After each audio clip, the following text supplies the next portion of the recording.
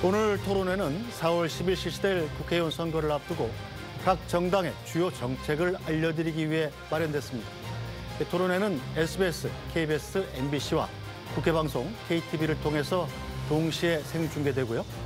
중앙선거방송 토론위원회 유튜브, 네이버 TV 등에서도 실시간으로 보실 수 있습니다. 아울러 청각장애인 여러분을 위해 복지TV에서 토론자별 1대1 수어 통역 방송이 생중계되고 있음을 알려드립니다. 먼저 오늘 각 정당을 대표해서 나와주신 세 분의 토론자를 소개해드리겠습니다. 국민의힘 최영두 국회의원입니다. 네, 안녕하십니까. 더불어민주당 김영배 국회의원입니다. 네, 안녕하세요. 정의당 김종민 정책위 의장입니다. 네, 안녕하세요. 네, 공직선거법의 기준에 따라서 초청된 정당을 대표해서 세 분이 나와주셨고요. 이 토론자의 좌석과 발언 순서는 모두 사전 추첨을 통해 결정됐음을 알려드립니다. 중앙선거방송 토론위원회는 국회의원 선거를 앞두고 총 3번의 정책 토론회를 개최하는데요. 오늘은 그 첫 번째 토론회로 정치 분야에 대한 토론을 진행합니다. 총 2개의 주제에 대해서 사회자 공통 질문에 대한 각 정당의 답변을 듣고 시간 총량제 토론을 하고요. 주도권 토론과 마무리 발언 순으로 진행됩니다. 주어진 발언 시간이 끝나면 마이크가 자동으로 꺼진다는 점 유념해 주시기 바랍니다. 효율적인 진행을 위해서 사회자가 발언할 토론자를 지명할 수 있다는 점도 알려드립니다. 자, 그럼 본격적으로 토론을 시작하겠습니다. 이 첫 번째 주제는 선거제도 등 정치개혁 과제입니다. 먼저 사회자 공통 질문입니다. 22대 총선이 이제 72일 앞으로 다가왔습니다. 하지만 법정 기한을 한참 넘겼음에도 불구하고 아직까지 비례대표제 등 선거제도에 대한 여야의 합의가 이루어지지 않고 있습니다. 준연동형 유지와 병립형 회귀, 번역별 비례대표제, 그리고 선거구 획정을 둘러싸고 각 정당이 이해관계 때문에 첨예하게 대립하고 있습니다.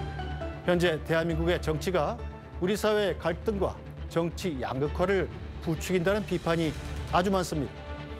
민생을 우선으로 하는 정치개혁이 절실해 보이는데요. 이에 선거제도 개편을 포함하여 각 당이 최우선으로 하는 정치개혁 제1과제는 무엇인지 말씀해 주시기 바랍니다.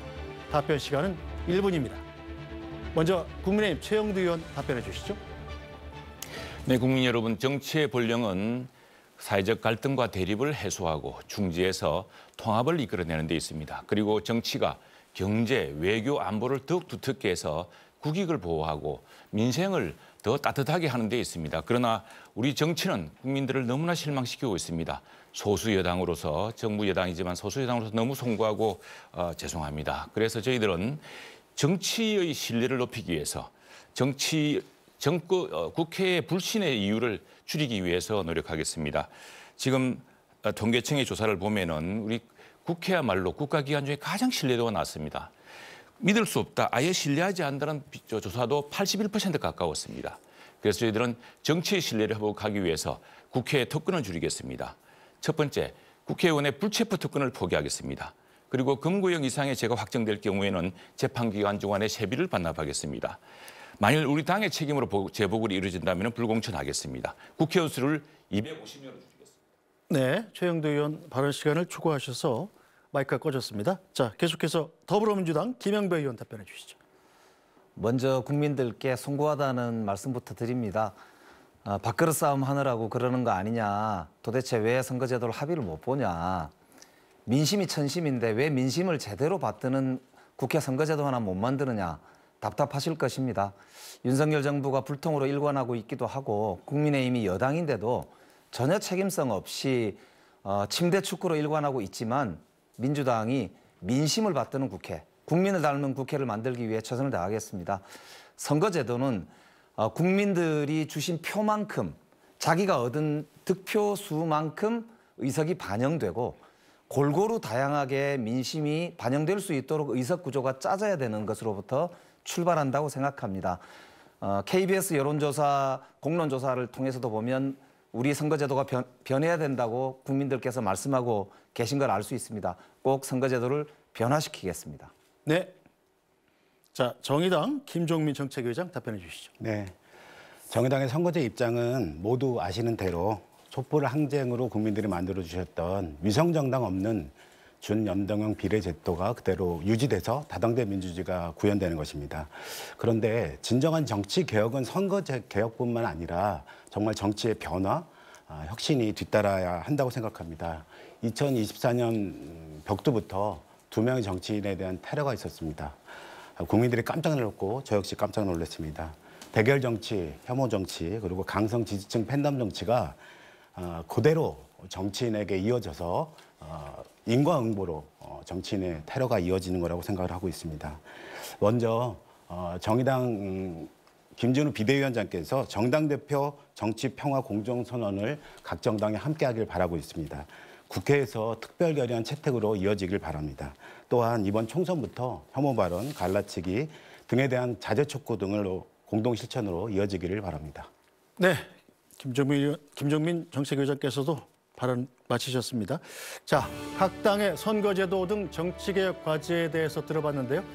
이제 시간 총량제 토론 이어가겠습니다. 각 토론자에게 총 12분의 총량 시간을 드립니다. 발언하실 분은 손을 드시면 발언권을 드리겠습니다. 2분 이상이 동시에 손을 든 경우엔 남은 시간 등을 고려해서 발언권을 드리도록 하겠습니다. 그럼 국민의힘 최영두 의원부터 발언 시작해 주시죠. 네.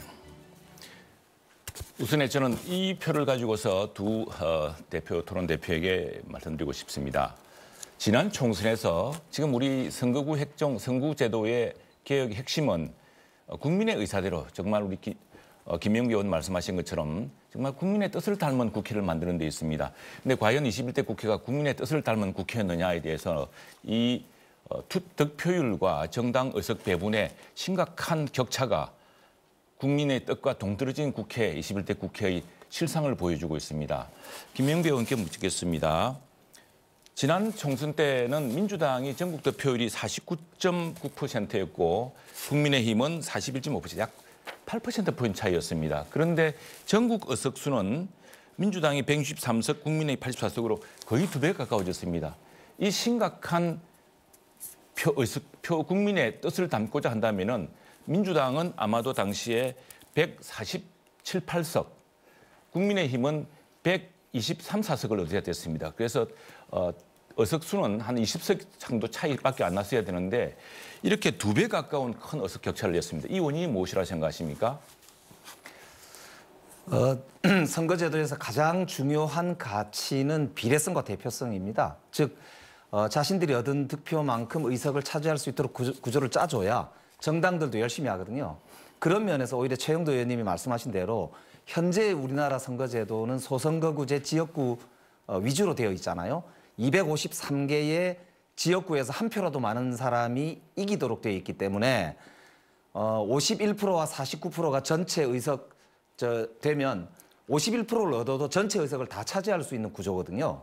그러다 보니까 영남 독점 구조라든지 호남 독점 구조가 엄존하는 조건에서는 말씀하신 대로 제대로 된 국민들의 이 반영이 구조적으로 안 되게 돼 있는 거예요. 그래서 바로 연동형 비례대표제도 등을 포함한 비례대표제도를 손봐야 된다는 게 국민들의 뜻이었습니다. 지난번 5월 달에 KBS 공론조사에서 국민의 70%가 선거제도가 바뀌어야 되고 80% 가까운 분들이 비례대표제를 확대해야 된다고 답을 하셨어요. 제가 이제 좀 보완 설명을 하겠습니다. 김영기 의원 말씀이 맞습니다. 그런데 지금 쟁점이 되고 있는 비례대표 47석으로 가지고는 이런 비례성 대표성을 맞출 수가 없습니다. 우선에 지금 전국 득표율이 민주당과 국민의힘이 불과 8%포인트밖에 차이 나지 않았는데 의석수는 200% 차이 나는 이 구조의 문제를 해소하기 위해서 저희들은 사실은 전체 국회의원 300석을 대상으로 한 선거제도 개편이 이루어져야 된다고 생각을 했습니다. 그것 때문에 김영배 의원과 또 정의당과 우리는 초당파 정치개혁 의원 모임을 만들어서 어떻게 하면 국민의 뜻을 닮은 국회를 만들 것인가 노력했습니다. 그런데 사실은 민주당이 전통적으로 평민당 이래로 수도권에서 소선거구제가 굉장히 유리한 선거구였기 때문에 사실은 이 대선거구라든가 중대선거구제, 즉 300석 전체를 두고서 국민의 뜻을 가장 닮은 득표율과 의석수를 배치할 수 있는 구조에 대한 합의에 실패를 했습니다. 그리고 정의당은 지금 여기에 대해서 연동형 비례대표제로 이렇게 해보할 수 있다고 하지만은 그러나 지난 총선 당시에 사실은 민주당이 불과 8%포인트 차이로 다수당이 되었을 뿐인데 의석수가 163석, 여기다가 연동형 비례대표제를 통한 위성정당을 통해서 180석까지 확보하면서 거의 반지의 제왕에 나오는 절대 반지를 찬 것처럼 폭주를 일삼았습니다. 국회의 협치의 전통과 원칙을 다 무너뜨렸습니다. 그래서 정말 무법 국회가 되었습니다. 그 때문에 국회에 대한 신뢰도는 2021년에서 2022년 사이에 무려 10%포인트, 국회를 신뢰한다는 국민들이 20%밖에 안 됐는데 그게 10%포인트로 떨어지게 된 그런 걸 가져왔습니다. 그래서 제가 볼 때는 정의당이 연동형 비례대표를 주장하는 것도 일리가 있습니다만 이런 큰 틀에서 국민의 뜻을 닮은 이런 선거제도 개편을 완성하지 못한다면 예컨대 도농복합형 중대선거구라든가 또는 대선거구제라든가 하는 이런 것들을 국민적 공론으로서 수렴해서 하지 않는다면은 지금 47석까지 되는 것을 연동형으로 해서는 것은 결국엔 위성정당을 또 놨습니다. 지금 벌써 민주당 주변에서 범민주당 주류의 사람들이 민주당과 연동하는 이런 위성정당을 만들었다고 선언하고 있습니다. 그래서 정의당은 이번에도 연동형 비례대표를 주장하더라도 정말 정의당이 그 목만큼 충분히 차지할 가능성이 별로 없습니다. 그래서 정의당 역시도 이 문제의 심각성에 대해서 좀 뜻을 모아야 되겠다고 생각을 합니다. 예컨대 자 우리 김종대 의장님께서는 예컨대 수도권 득표율의 경우를 저는 보고 싶습니다. 수도권 득표율이 가장 심각했는데 수도권 득표율은 보시다시피 지난번에 우리 당이 한 민주당이 54.9%, 우리가 40.4%였습니다. 15%포인트 차이 나는데 의석수는 무려 6배가 차이 났습니다. 이런 심각한 구조. 그래서 저는 수도권에서 바로 이런 중대 선거구제를 통해서 한다면은 정의당이 오히려 적당한 그게 합당한 의석을 얻을 수 있겠지만 지금 같은 연동형 비례대표제로서는 이 문제의 근본적인 문제를 해결할 수 없다고 생각합니다. 어떻게 생각하십니까? 네, 정의당 김종민 정책위원장. 네, 그러니까 그렇게 의석수 차이 나는 게 지금 현재 소선거구제 때문이에요. 그러니까 1등만 딱 차지할 수 있는 이런 선거제도를 변하자고 하는 것이 바로 연동형 비례제도의 굉장히 중요한 특징이었고 국민의힘부터 위성정당을 만들면서 지난번에 선거제도를 엉망으로 만들어내면서 국민들로부터 정치에 대한 불신이 굉장히 가속화된 겁니다. 거기에 대한 반성부터 하셔야지. 또 하나는 지난 총선에 양당이 비례정당의 득표는 67%밖에 안 됩니다. 그런데 의석수는 95%를 차지했어요. 정의당은 9.7%, 창당 이래 제일 많은 득표를 얻었는데 의석수는 2%밖에 안 됩니다. 이게 이제 왜곡된 선거제도로부터 오는 것이고 준연동형을 지키라는 국민의 명령을 거부하고 위성정당을 만들었기 때문에 반응한 문제입니다. 그러니까 지금 병립형을 회개해야 된다거나 이렇게 주장하는 거는 경기를 치르기 위한 규칙이 있었는데 그 규칙을 파울을 엄청 양당이 했습니다. 반칙을 하고. 이걸 바꾸자고 이 반칙을 하는 것이 문제인데 반칙을 할 수밖에 없는 제도이니까 우리가 반칙을 안 할 수 있게 제도를 변경해달라. 이런 건 말이 안 되는 거죠. 자, 반성부터 하고 이제 페어플레이를 하셔야 된다는 겁니다. 아니, 발언을 많이 하셨기 일단 때문에. 정의당 김종민 정책위원장 반성부터 하고 먼저 삼십 안 페어플레이를 끝났습니까? 하자고 다짐해야 될 텐데 반칙할 거니까 경기 룰을 바꾸자고 이렇게 하는 것도 말이 안 되고 반칙을 한 두 정당끼리 병립형을 회개하겠다 이런 논의를 하는 것 자체가 매우 심각한 문제라고 생각합니다. 원래대로 규칙을 세우고 위성정당 같은 반칙하지 않고 공정하게 재밌게 경기를 치러보자 이렇게 하는 것이 옳다고 생각합니다. 네, 자 국민의힘 최영두 의원님. 자, 그에 대해서는 저는 정의당의 입장에 대해서도 부분적으로 동의하는 부분이 있습니다만 근본적인 문제, 결국 정의당도 과연 정의당이 이번에 연동형 비례대표를 통해서 실제로 자신들의 득표만큼 의석수를 확보할 수 있을까요? 수많은 이 연동형 비례대표제의 문제점은 무엇이냐 그러면요. 지난번 투표 때 안 보셨습니까? 이 투표용지 길이가 30cm, 40cm가 늘어납니다. 엄청나게 많은 정의당만 나온다면은 정의당의 합당한 어른 의석수를 배분받을 수 있을지 모르겠습니다만 지금 벌써 무슨 검찰 탄핵당이니 탄핵을 목적으로 하는 정당이니 이 지금 우리 김종민 의장이 주장하시는 이 제3당 이 3당의 의미는 뭐냐면은 거대 양당의 극단적 대립 정치를 좀 중재하고 절충하고 새롭게 대화와 타협을 모셔가는 정당이 되어야 되는데 지금 나서겠다는 정당들은 모두 보면은 모두 전부 극단적 대립을 부추기는 정당들입니다. 그래서 이건 정의당이 요청하는 그런 목적에 맞지 않은 결과가 나타날 것이다. 저는 이렇게 생각합니다. 그것도 마찬가지로 국민들이 판단하실 문제라고 저는 생각이 들어요. 선거제의 목적이 뭐죠? 민의를 반영하기 위한 방법으로서 가장 민의를 정확하게 반영하게 한 방법으로서 선거제 개혁을 하는 것이지 어떤 정당의 유불리 때문에 선거제 개혁을 하는 게 아닙니다.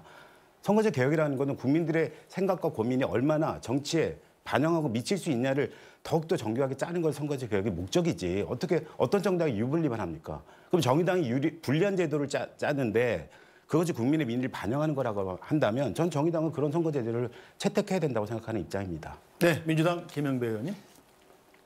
예, 문제 본질은 결국 민심대로 국회가 구성이 돼야 되는 거거든요.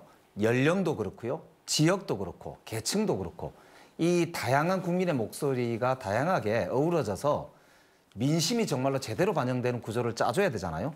특정 연령대, 특정 지역, 특정 계층만 이기게 되는 선거 제도라는 게 예를 들면 축구를 하는데 특정 나라에게만 유리하거나 특정 스포츠 종목만 집중적으로 금메달이 많은 제도를 만약에 짜서 올림픽을 한다 그러면 그게 제대로 된 올림픽이겠습니까? 그러니까 지금 우리 선거제도가 그렇거든요. 영남 지역에서는 민주당을 찍는 많은 사표들이 있습니다. 대구 경북 같은 경우에도 한 석을 얻기가 어렵습니다. 민주당이 40% 가까이 투표를 하는데도 득표를 하는데도 표가 없거든요. 의석이 없거든요. 그러니까 이런 문제를 극복하려고 비례대표를 증원하자라고 하는 게 국민들의 목소리고 그런데도 국민의힘에서는 일관되게 지금 비례대표 증원하고 지역구를 줄이자고 하는 민주당의 주장에 대해서 계속 외면해 왔습니다.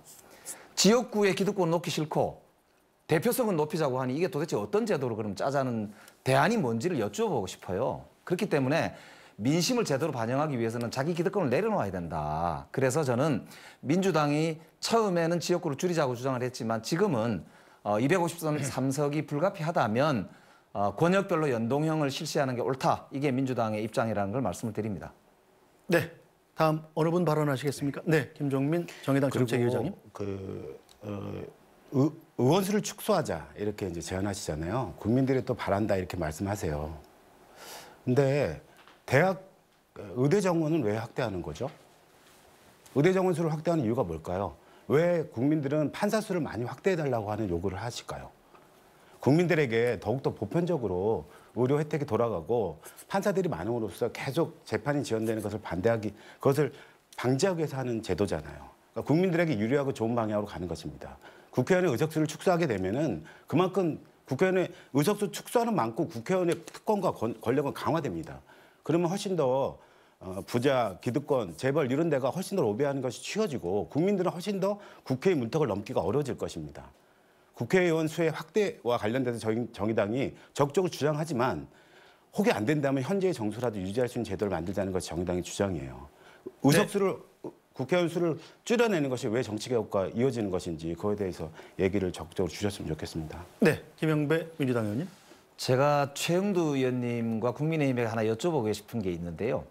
아까 중대선거구제를 언급하셨는데 국민의힘은 지금 소선거구제를 주장하고 계시거든요. 그리고 윤석열 대통령께서도 중대선거구제를 한번 언급하셨지만 실제로는 중대선거구제가 국민의힘의 입장이 아니고 당론이 아닌 걸로 알고 있습니다. 여기에 대해서 명확하게 입장을 좀 밝혀주시기 바라고요. 두 번째는 지금 한동훈 비대위원장이 오시고 나서 기존 여의도 정치권에 대한 비난을 엄청나게 하셨어요. 그리고 본인은 굉장히 깨끗한 정치 그리고 새로운 정치를 하겠다고 거듭 약속을 하셨는데 놀랍게도 그저께부터인가요? 국민의힘에서 지금 위성정당 창당 준비를 한다고 합니다. 이거는 현재 있는 선거법에 대한 탈법이거든요. 지금 선거법에는 위성정당을 만들 수 있는 조항이 어디에도 없습니다. 또 탈법적인, 위법적인. 그래서 저는 한동훈 비대위원장이야말로 놀랍게도 여의도 문법을 금방 배우신 분이다. 이런 생각이 들거든요. 그래서 지금 위성정당 준비에 실제로 실무적으로 국민의힘이 착수한 게 맞으신지 여기에 대해서 명확하게 입장을 좀 밝혀주셨으면 좋겠습니다. 네, 최영도 국민의힘 의원님 답변하시겠습니까? 네, 우리는 지금 이 위성정당이라는 것이 바로 준연동형이라는 세계적으로 유례가 별로 없는 이런 제도 때문에 생긴 이 문제점이라는 것을 누누이 이야기해 왔습니다. 그래서 벌써 정의당 주변 또 민주당 주변 또 무슨 기본소득당 주변 이런 여러 정당에서 심지어 옥중에 있는 분까지 무슨 정당을 창당하겠다 이것을 가지고서 민주당과 연대하겠다. 의성 정당을 다 만들고 있습니다. 그런 마당에 국민의힘만 속수무책으로 있을 수 없다는 것이고요. 저희들은 묻고 싶습니다. 지금 큰 선거구제를 만드는 것이 우선에 300명 전체를 어떻게 배분하신 걸 큰 틀을 논의하는 과정에서 이것이 우리 대통령께서도 작년에 신년 기자회견에서 도농복합형 중대선거구라는 게 있습니다. 아까 말씀드렸다시피 여기의 경우는 전국의 경우는 2배 차이였지만 수도권의 경우는 이게 12%포인트가 6배 차이로 늘어나는 이런 문제가 있습니다. 그래서 대도시와 지방과의 이런 선거제도 대표를 뽑는 방식을 바꾸면은 정말 정의당도 의석을 확보할 수 있는 방식을 가질 수가 있다는 것이 저희 생각이었고 또 하나 문제는 국회의원 의석수를 늘린다고 해서 이것이 배분되는 것이 아닙니다. 예컨대 지금 경기도라든가 서울 같은 경우 보면은 이 광역의원도 소선거구제입니다. 그런데 오히려 극단적인 대립이 더 확대되었습니다. 그래서 이런 그 소선거구제에 대한 이것은 민주당 내에서도 그렇고 우리가 정말 원론적으로 이 소선거구제 특히 지역의 경우는 너무 많은 지금 시군들이 하나의 선거구로 묶여져 있기 때문에 그 대표성 차원에서 이걸 중대선거를 하기 힘듭니다. 그러나 수도권의 경우는 충분히 도농복합형 중대선거를 할 수 있었다는 것이 우리 당 내에서 다수 의견이 있고 이건 초당파 정치개혁 모임에서 자주 논의된 사항 아니겠습니까? 그래서 이것은 이상을 위해서는 정말 이렇게 해야 된다는 것이고 그다음에 비례대표에 대해서 국민들은 매우 걱정을 하고 있습니다. 이 비례대표는 누가 뽑은 사람들입니까? 그리고 비례대표로 뽑힌 사람들이 지난 21대 국회 4년 내내 무슨 일을 했습니까? 정말 우리 정치 통합과 정치의 발전에 도움이 됐습니까? 이분들 전부 그리고 대부분 또 지역구 나가겠다 하고 있습니다. 이 비례대표의 불투명성, 이 비례대표의 그리고 비례대표가 지난번에 보여왔던 그런 문제점들, 역사적 피해자인 할머니들을 위한 기금을 횡령하고 또 무분별한 말로 파당적인 허위 사실을 공표해서 스스로 지금 의원직을 박탈당하고 이런 정치의 수준을 떨어뜨리는 사람들이 주로 비례대표에서 나왔습니다. 바로 그 위성정당의 비례대표에서 나왔습니다. 네, 자 시간 총량제 토론은 각 토론자들께 각각 12분씩 똑같이 드립니다. 그러니까 시간을 적절히 배분해서 쓰시는 게 좋습니다. 지금 최영두 의원께서 가장 많이 쓰셨습니다. 네, 김영배 민주당은? 정치 개혁에서 가장 중요한 요소 중에 하나가요. 다양한 계층과 연령이 국회로 들어오고 그래서 그분들이 그 당사자의 목소리를 대변함으로써 국회 자체가 그 자체로 국민을 닮은 국회가 되는 것 그게 이제 가장 중요한 저는 개혁의 방향성과 목표가 아닐까 이렇게 보는데요. 그런 면에서 보면 우리가 참 이렇게 참담하기까지 한 게 40세 이하의 현재 대한민국 국회의원이 몇 명인지 아십니까? 현재 우리나라 40세 미만의 국회의원이 13명입니다. 300명 중에 4.3%라고 해요. 이게 전 세계적으로 봐도 굉장히 부끄러운 일이거든요. 근데 이게 왜 이럴까요? 지역구가 253석으로 압도적으로 숫자가 많고 비례대표가 47석밖에 안 되니까요. 지역구에 출마하려면은 20대, 30대에 있는 청년들이 돈도 별로 없지요. 사회적인 관계도 적지요. 정당에서 기존의 다수파를 차지하기도 어렵잖아요. 그래서 저는 청년이나 여성들이 지역구에서는 자리를 잡기가 매우 어려운 구조적인 한계가 있다고 생각하고요. 그렇기 때문에 전략공천도 늘려야 되겠지만 비례대표를 늘리자 이런 이야기도 많은 거거든요. 외국에서 그래서 사실은 비례대표제가 잘 발달돼 있는 유럽 국가들도 많고요. 그런 이제 특성이 있다고 보는데요. 저는 정의당 우리 김종민 정책위원장께 한번 여쭤보고 싶습니다. 그래서 청년과 여성 이런 다양한 목소리를 대표할 수 있는 그런 선거제도, 정치제도 이런 거에 대해서 정의당이 가지고 있는 대안이 어떤 건지 한번 듣고 싶습니다. 네, 김종민 정의당 정책위원장님. 네, 당연히 이제 준연동형을 일단 지켜나가고 그런 과정에서 다양한 이제 국민 닮은 국회라고 하는 입장. 그러니까 아까 말씀하신 김영배 의원께서 말씀하신 것처럼 국민 닮은 국회를 만들기 위해서는 다양한 세력들이 들어와야 되는데 현재 소선거구제 하에서는 1당, 2당이 계속 경쟁하는 구도거든요. 그러니까 어떨 때 보면 나는 2당해도 된다. 대략 100석은 나오니까 이렇게 생각하는 어떤 그래 정당 공천을 받으면 된다라고 생각하는 것이 많은데 비례대표제의 확대는 어느 정도의 과정을 거쳐가면서 점점 다양한 정책력이 등장할 수 있도록 하는 좋은 제도라고 생각이 들고요. 국민의힘이 먼저 지난 총선 때 위성정당을 만들면서 민주당도 덩달아 위성정당을 만들었고 결론적으로 올해 그러니까 위성정당 다 만들어도 되는구나. 반칙을 해도 되는구나. 라고 생각하다 보니까 사람들이 우후죽순 이상한 위성정당들이 등장하는 것입니다. 올해 단호하게 끊고 지금 추진하고 있는 국민의힘의 위성정당 바로 끊어주셨으면 좋겠습니다. 당명을 뭐 어떻게 할 건지 공모 절차에 들어갔다 이런 얘기까지 나오는데 뭐 당명을 지을 필요가 뭐가 있죠. 국민의힘 위성정당 그렇게 이름 붙이면 되는 거지. 그럴 정도로 너무 심각한 그 정치가 너무 희화화되고 국민들이 반칙을 해도 되는 그런 세상에 살 수가 있는 거구나라는 생각들을 정치권이 부여하는 거라고 생각합니다. 비례대표의 경우도 민주적인 절차가 분명하게 도입될 수 있다면 좋은 비례대표들을 공천하고 만들어낼 수 있다고 생각합니다. 당대표들이 사천하고 이런 걸로 이용해 먹으니까 이게 문제가 되는 것이 아닌가 생각이 들고 비례대표 의원들만 문제라고 생각하는 것은 완전히 일반화에 오르시죠. 지역 의원들은 더 문제죠. 부패와 여러 가지 이권 카르텔을 얽히신 그런 모습들이 얼마나 많습니까? 그런 것들에 대해서 같이 얘기해야 된다고 생각합니다. 저는 민주당에게 좀 질문을 드리고 싶은 게 있습니다. 첫 번째는 언제 도대체 선거제 개혁에 대한 민주당 입장을 정하실 건지. 지금 2개월도 채 안 남은 선거입니다. 국민들에게 일정한 어떤 참정권이 왜곡되고 있다고 저는 생각이 들거든요. 선거제 개혁을 빨리 해야 되는데 민주당 입장이 무엇인지 언제 결정할 것인지 얘기해 주셨으면 좋겠고 두 번째는 권역별 병립형으로 돌아간다 이렇게 얘기가 나옵니다. 주요 지도부들은 그런 고민을 하고 계신 것 같은데요. 이 문제에 대해서 명확히 해주셨으면 좋겠습니다. 권역별 병립형으로 돌아가게 될 경우는 소수정당이 진입할 수 있는 장벽 자체가 7% 이상을 득표해야 합니다. 사실상의 소수정당을 완전히 차단하는 그런 선거 제도라고 생각하는데 이건 완전한 퇴행이거든요. 이런 거에 대한 입장을 명확히 주셨으면 좋겠습니다. 네, 두 분께 김영배 네, 민주당 의원님. 우선 국회 정개특위의 민주당 간사로서 국민들께 이렇게 늦게까지 선거제도를 질질 끌고 합의 못하고 있는 것에서 너무 송구하다는 말씀을 거듭 드립니다. 그런데 이제 아까도 말씀드렸던 대로 국민의힘이 여당임에도 불구하고 이 게임의 룰을 정하는 데 있어서 계속 침대 축구로 일관하고 있습니다.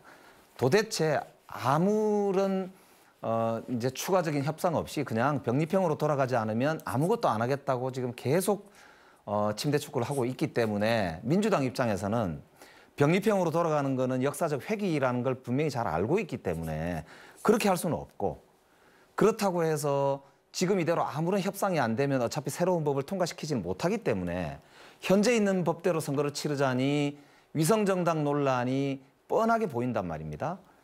민주당은 위성정당을 지난번에 국민의힘 따라서 만들었던 것에 대해서 3번이나 넘게 사과를 드렸습니다.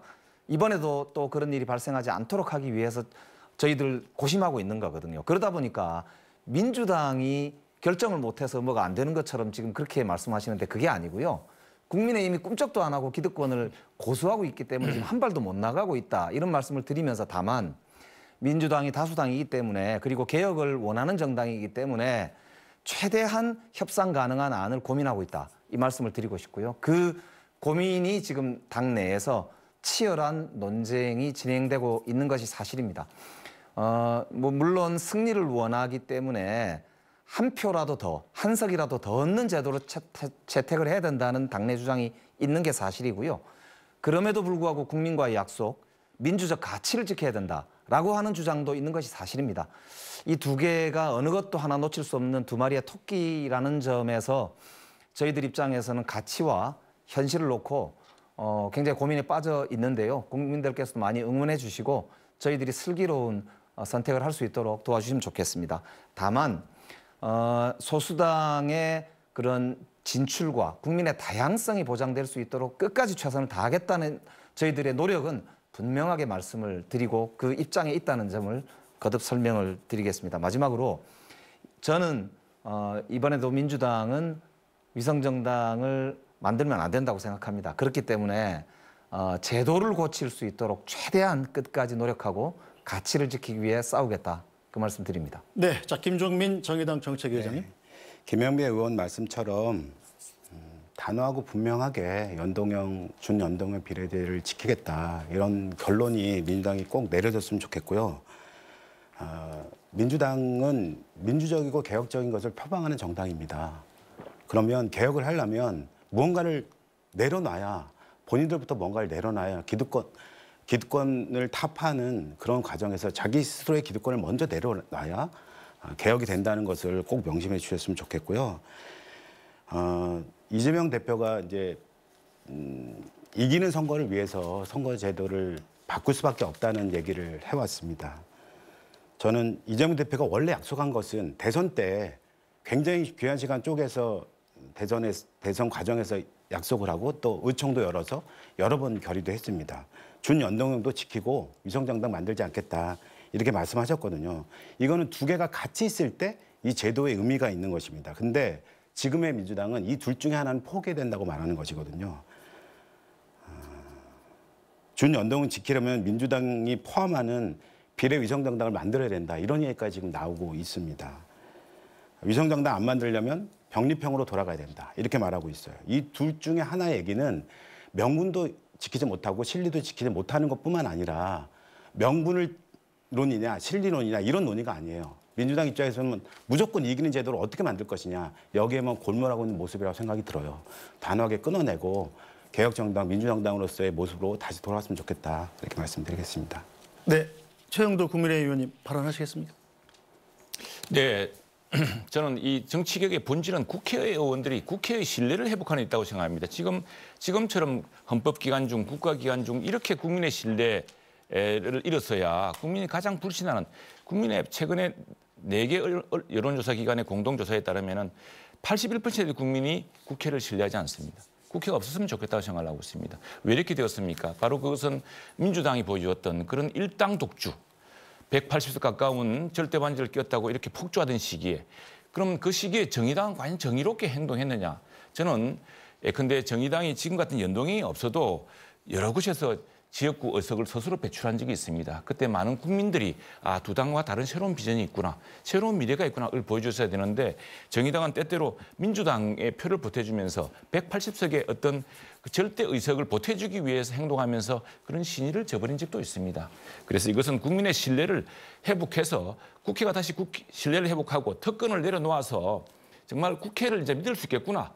국회의원들이 자기들만을 위해 하고 자기들의 특권을 위해서 일하는구나라는 것을 사람들이 이제 더 이상 그렇게 생각하지 않고 그 특권에 대해서도 많이 고쳤다, 국회를 믿을 수 있다고 되어야지만이 선거제도도 더 개편할 수 있게 될 것이라고 봅니다. 저희는 중도농 복합형 중대선거구제가 가장 적합하다고 생각합니다만 이거 역시도 국민들이 그냥 소선거제 좋다고 생각하는 경우도 많거든요.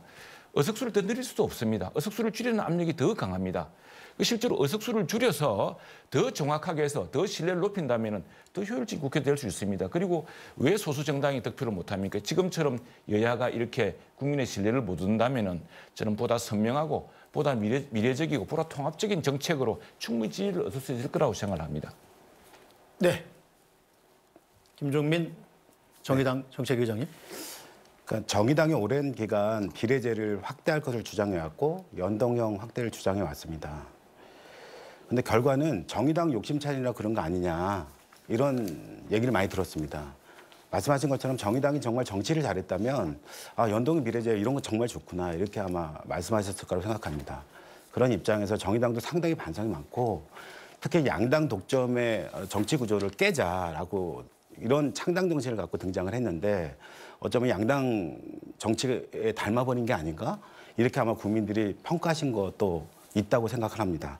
그렇지만 실질적인 어떤 정치의 불신, 계속 말씀하시는 정치의 불신은 양당의 독과점 구조 또 특히나 요 근래 등장하고 있는 대통령과 정당 간의 관계에서의 굉장히 수직적인 관계 또 이재명 대표에 대한 방탄정당이라고 그렇게 비난을 하면서도 근래 들어 김건희 여사에 대한 방탄정당으로 전락하고 있는 국민의힘의 모습 이런 모습을 통해서 국민들이 정치에 대한 불신을 굉장히 더욱더 가속화하게 갖게 되는 것이거든요. 이런 걸 바꾸기 위해서라도 일정한 변화가 상당히 필요하다고 생각합니다. 그러기 위해서 정의당은 정당 중심의 대의적인 어떤 정치 체제가 갖고 있는 근본적 문제에 우리가 지금 직면해 있다. 더 이상 정당을 바꾸고 말하자면 정치인 리더십을 바꾼다고 뭔가 정치가 진짜 변하는 것인가에 대한 근본적 불신 같은 걸 국민들이 갖고 계시다고 생각하거든요. 그래서 정당의 변화도 촉구하면서도 시민들의 직접적인 참여가 보장되고 만들어지는 시민 공유의 민주주의 같은 시대로 다시 한번 돌입하는 그런 과정이 만들어야 된다고 생각하고 정치의 공간에 시민들이 직접 들어와서 정치의 공간을 운영하고 같이 만들어가는 직접적인 형태의 민주주의 형태들도 적극 고민하는 것이 정치 개혁을 위해서 매우 중요하다고 생각을 하고 있습니다. 네, 김영배 민주당 의원님. 예, 전 세계적으로 요즘 민주주의가 굉장히 위협받고 있지 않습니까? 미국에서는 심지어 민주주의 본산이라는 그 명예 먹칠을 하듯이 트럼프 대통령과 관련해서 백악관으로 이제 폭도들이라고 하나요? 하여튼 몰려가 가지고 난리가 났었지 않습니까? 전 세계적으로 지금 양극화가 심해지면서 사실 정치가 양극화되고 그래서 테러도 막 종종 일어나고 우리 국내에서도 지금 그런 문제들이 발생하고 있거든요. 이 문제를 해결하는 데 있어서 저는 두 가지가 필요하다고 생각합니다. 하나는 소통을 강화해서 국민들과 신뢰를 회복하는 게 가장 중요한 출발일 거고요. 결국 정치는 신뢰가 없이는 서지 못하지 않습니까? 그래서 무신은 분립이라 이렇게 얘기를 하거든요. 그래서 소통이 중요하다고 보고요. 두 번째는 독점과 독주, 폭주가 진행되면 안 됩니다. 행정부가 지나치게 지금 폭주를 하고 있습니다. 국회의 임무는, 정당의 임무는 바로 견제와 균형의 원리를 통해서 국민들의 주권자의 뜻을 균형 있게 국정에 반영하는 거거든요. 그런 점에서 보면 제가 최영도 의원님한테 한번 여쭤보고 싶어요. 우선 첫 번째는 대통령이 기자회견을 요새 안 하셨잖아요. 기자회견 언제 하시는지. 국민과 솔직한 저는 소통이 새로운 정치개혁의 출발이다. 그 말씀 드리면서 여쭤보고 싶고, 두 번째는 지금 행정부의 이 폭주, 저걸 견제하기 위해서 있는 게 국회인데 대통령께서 계속 거부권도 행사하시지요. 그다음에 방통위원 같은 경우는 그냥 임명을 민주당에서 추천한 사람 임명을 안 하고 엉뚱한 사람들 임명을 한다. 이런 비판을 지금 받고 있습니다. 이 행정부 이런 독주에 대해서 여당으로서 어떻게 생각하시는지, 어떻게 견제하실 건지 그걸 한번 여쭤보고 싶습니다. 네, 최영도 국민의힘 의원님. 그런데 지금 국회의 경우는 정부 여당과 이렇게 국회가 갈등을 빚는 가장 정부가 국회가 이렇게 지금 나가는 이유는 국회가 민주주의 절대 다수당에서 지금 좌지우지되기 때문에 그렇습니다.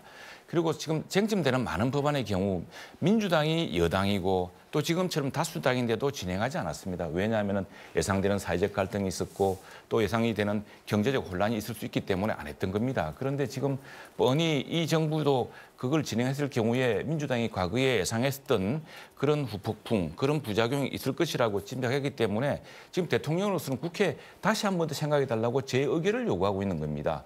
우리 헌법이 정한 바는 이럴 경우에 정부의 우려를 국회가 충분히 검토를 하고 그랬을 경우에 3분의 1하는 제적 의원을 통해서 재의결을 할 수 있도록 하고 있습니다. 이런 헌법 절차에 따라서 진행하고 있는 것이고요.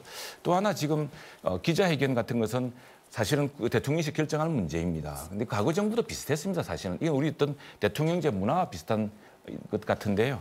그리고 방통위 문제는 민주당이 왜 추천을 하지 않습니까? 그리고 지난번에 문제된 부분은 문제가 있다고 해서 스스로 물러나지 않았습니까? 빨리 민주당이 자신들이 임명할 수 있는 방통위원을 추천했으면 좋겠습니다. 네, 최영도 의원께서는 39초가 남아 있습니다. 어느 분이 먼저 발언하시겠습니까? 네, 김영배 민주당 의원님. 예, 사실 선진 민주주의 국가는 국민의 뜻이라고 하는 게 대통령을 통해서도 선출이 되니까 반영이 되고 국회를 통해서도 반영이 되지 않습니까? 국회의 가장 기본은 역시 대통령을 견제하는 거예요. 미국을 보시면 4년 중임제잖아요. 근데 4년 중에 이제 미국 국회의원 하원 같은 경우는 2년에 한 번씩 선거를 하기 때문에 대통령이 당선되고 민주당이 예를 들어서 대통령이 됐다 그러면 중간에 치러지는 2년 만에 치러지는 중간 국회의원 선거에서는 대부분 야당이 이기거나 상당히 선전을 해서 국민들의 뜻이 여당한테만 있는 게 아니고 야당한테도 중요한 이제 무게가 실린다. 이렇게 해서 견제와 균형의 원리를 통해서 민주주의가 균형을 잡아나가는 것인데요. 윤석열 정부 들어서서 국민 여러분 어떻게 생각하십니까? 이대로 계속 우리 민주주의가 건강하게 유지가 될 것 같으세요? 아니면 정말 걱정되십니까? 저는 건강한 긴장, 건강한 견제야말로 대한민국을 균형 잡히고 민주주의를 건강하게 할 거라고 믿습니다. 그런 면에서 저는 우리 최영도 의원님께서 다시 한번 말씀드립니다. 뭐 저는 대통령이 싫어서 견제하자는 게 아닙니다. 잘못된 거 잘못됐다고 말씀을 드리고 잘된 것은 당연히 협조를 하고 그래서 야당 대표도 만나시고 야당에게 협조도 구하시고 필요하면 야당도 비판하시고 그렇게 하셔야 되지 않느냐 그렇게 여쭤보고 싶습니다. 네, 김종민 정의당 정책위의장님. 네. 그러니까 대통령 거부권에 대해서 먼저 좀 말씀을 드리고 싶은데요. 그러니까 방송법이라든가 노란봉투법이라든가 이태원 참사 특별법이라든가 이런 법들은 정책 쟁점 사항이 아닌 겁니다. 그러니까 본인이 야당일 때는 주장하시고 본인이 여당일 때는 또 반대하고 이거는 이제 국민의힘뿐만 아니라 민주당도 지금 국민들이 180석 이상을 몰아줬단 말이에요. 지난 총선에서.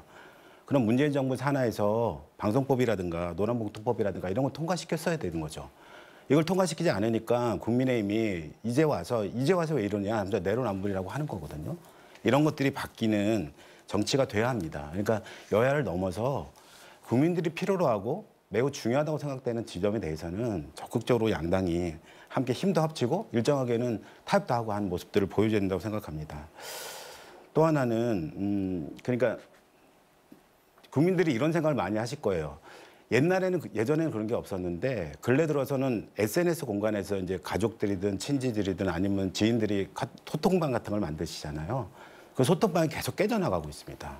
왜냐하면 그 안에서 정치 얘기만 조금 꺼냈다가는 서로 간에 극단적인 어떤 갈등이 빚어지고 서로 간에 안 좋은 모습들을 보이면서 방이 이렇게 깨져나가는 모습 같은 걸 보거든요.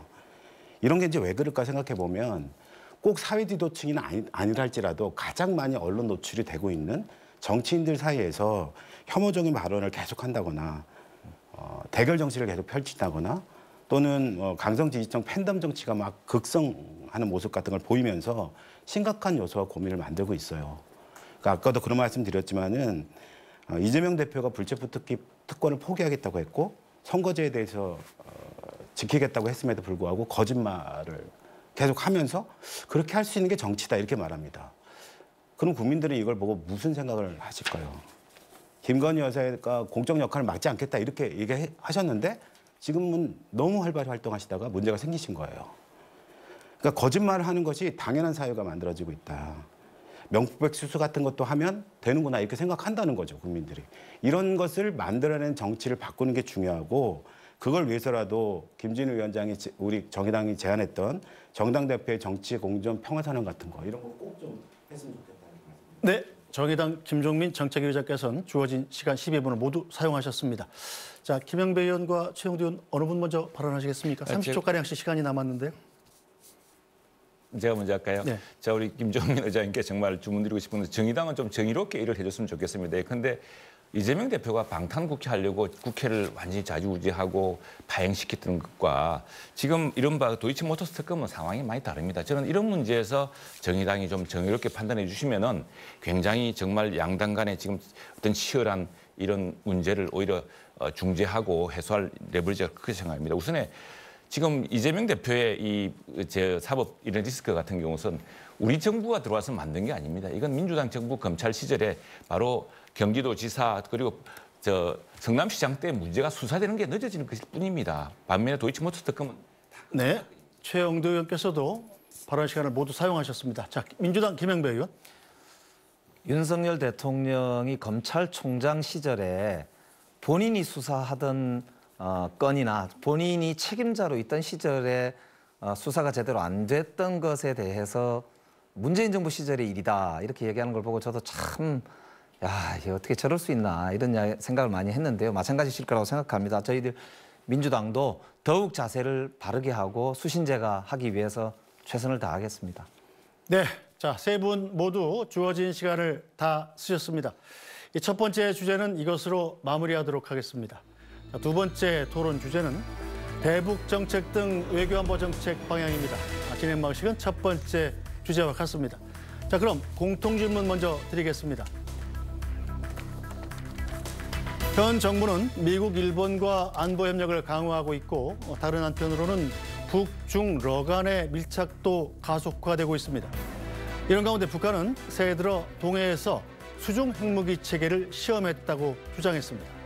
또한 북한 헌법에 한국을 적대 국가로 규정하려는 등 남북 간의 군사적 긴장감이 높아지고 있습니다. 여기서 우리의 외교는 어떤 방향으로 가야 할지, 올해 미국 대선 이후 대북 정책은 어떠한 변화가 있을지, 한반도를 둘러싼 외교안보 현안에 대한 각 당의 입장을 들어보겠습니다. 마찬가지로 답변 시간은 1분입니다. 이번에는 더불어민주당 김영배 의원부터 답변해 주시죠. 대한민국은 민주주의와 경제 성장을 동시에 달성한 전 세계에 정말 몇 개 안 되는 나라로 모범적 국가로 칭송받고 있습니다. 그 비결은 대한민국의 개방형 통상국가를 지향해왔고 수출로 먹고 사는 나라이기 때문이기도 합니다. 그런 점에서 보면 외교는 밥이고 경제입니다. 평화가 그 자체로 민생이고 돈인 것입니다.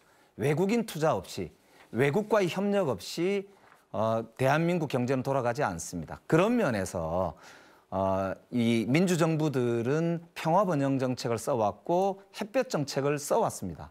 그것이 지난 40여 년간 대한민국이 발전해온 원동력이었습니다. 그런데 지금 윤석열 정부 들어서서 외교는 무능하고 이 외교 참사가 이어지고 있으면서 동시에 국익도 오히려 지키지 못하고 있는 그런 상황입니다. 이제 이런 무능 외교, 이 참사 외교 바로잡아야 할 때가 되었습니다. 네, 계속해서 정의당 김종민 정책위의장 답변해 주시죠. 네, 윤석열 정부 들어서 외교 안보의 퇴행은 매우 심각하죠. 그러니까 외교는 상당히 고립돼 있고요. 한반도는 전쟁 긴장이 상당히 강해지고 높아지고 있습니다. 윤석열의 퇴행적인 안보 외교 또 한반도 정책을 통해서 한국이 나아진 게 뭔지 진짜 한번 돌아보시길 바랍니다.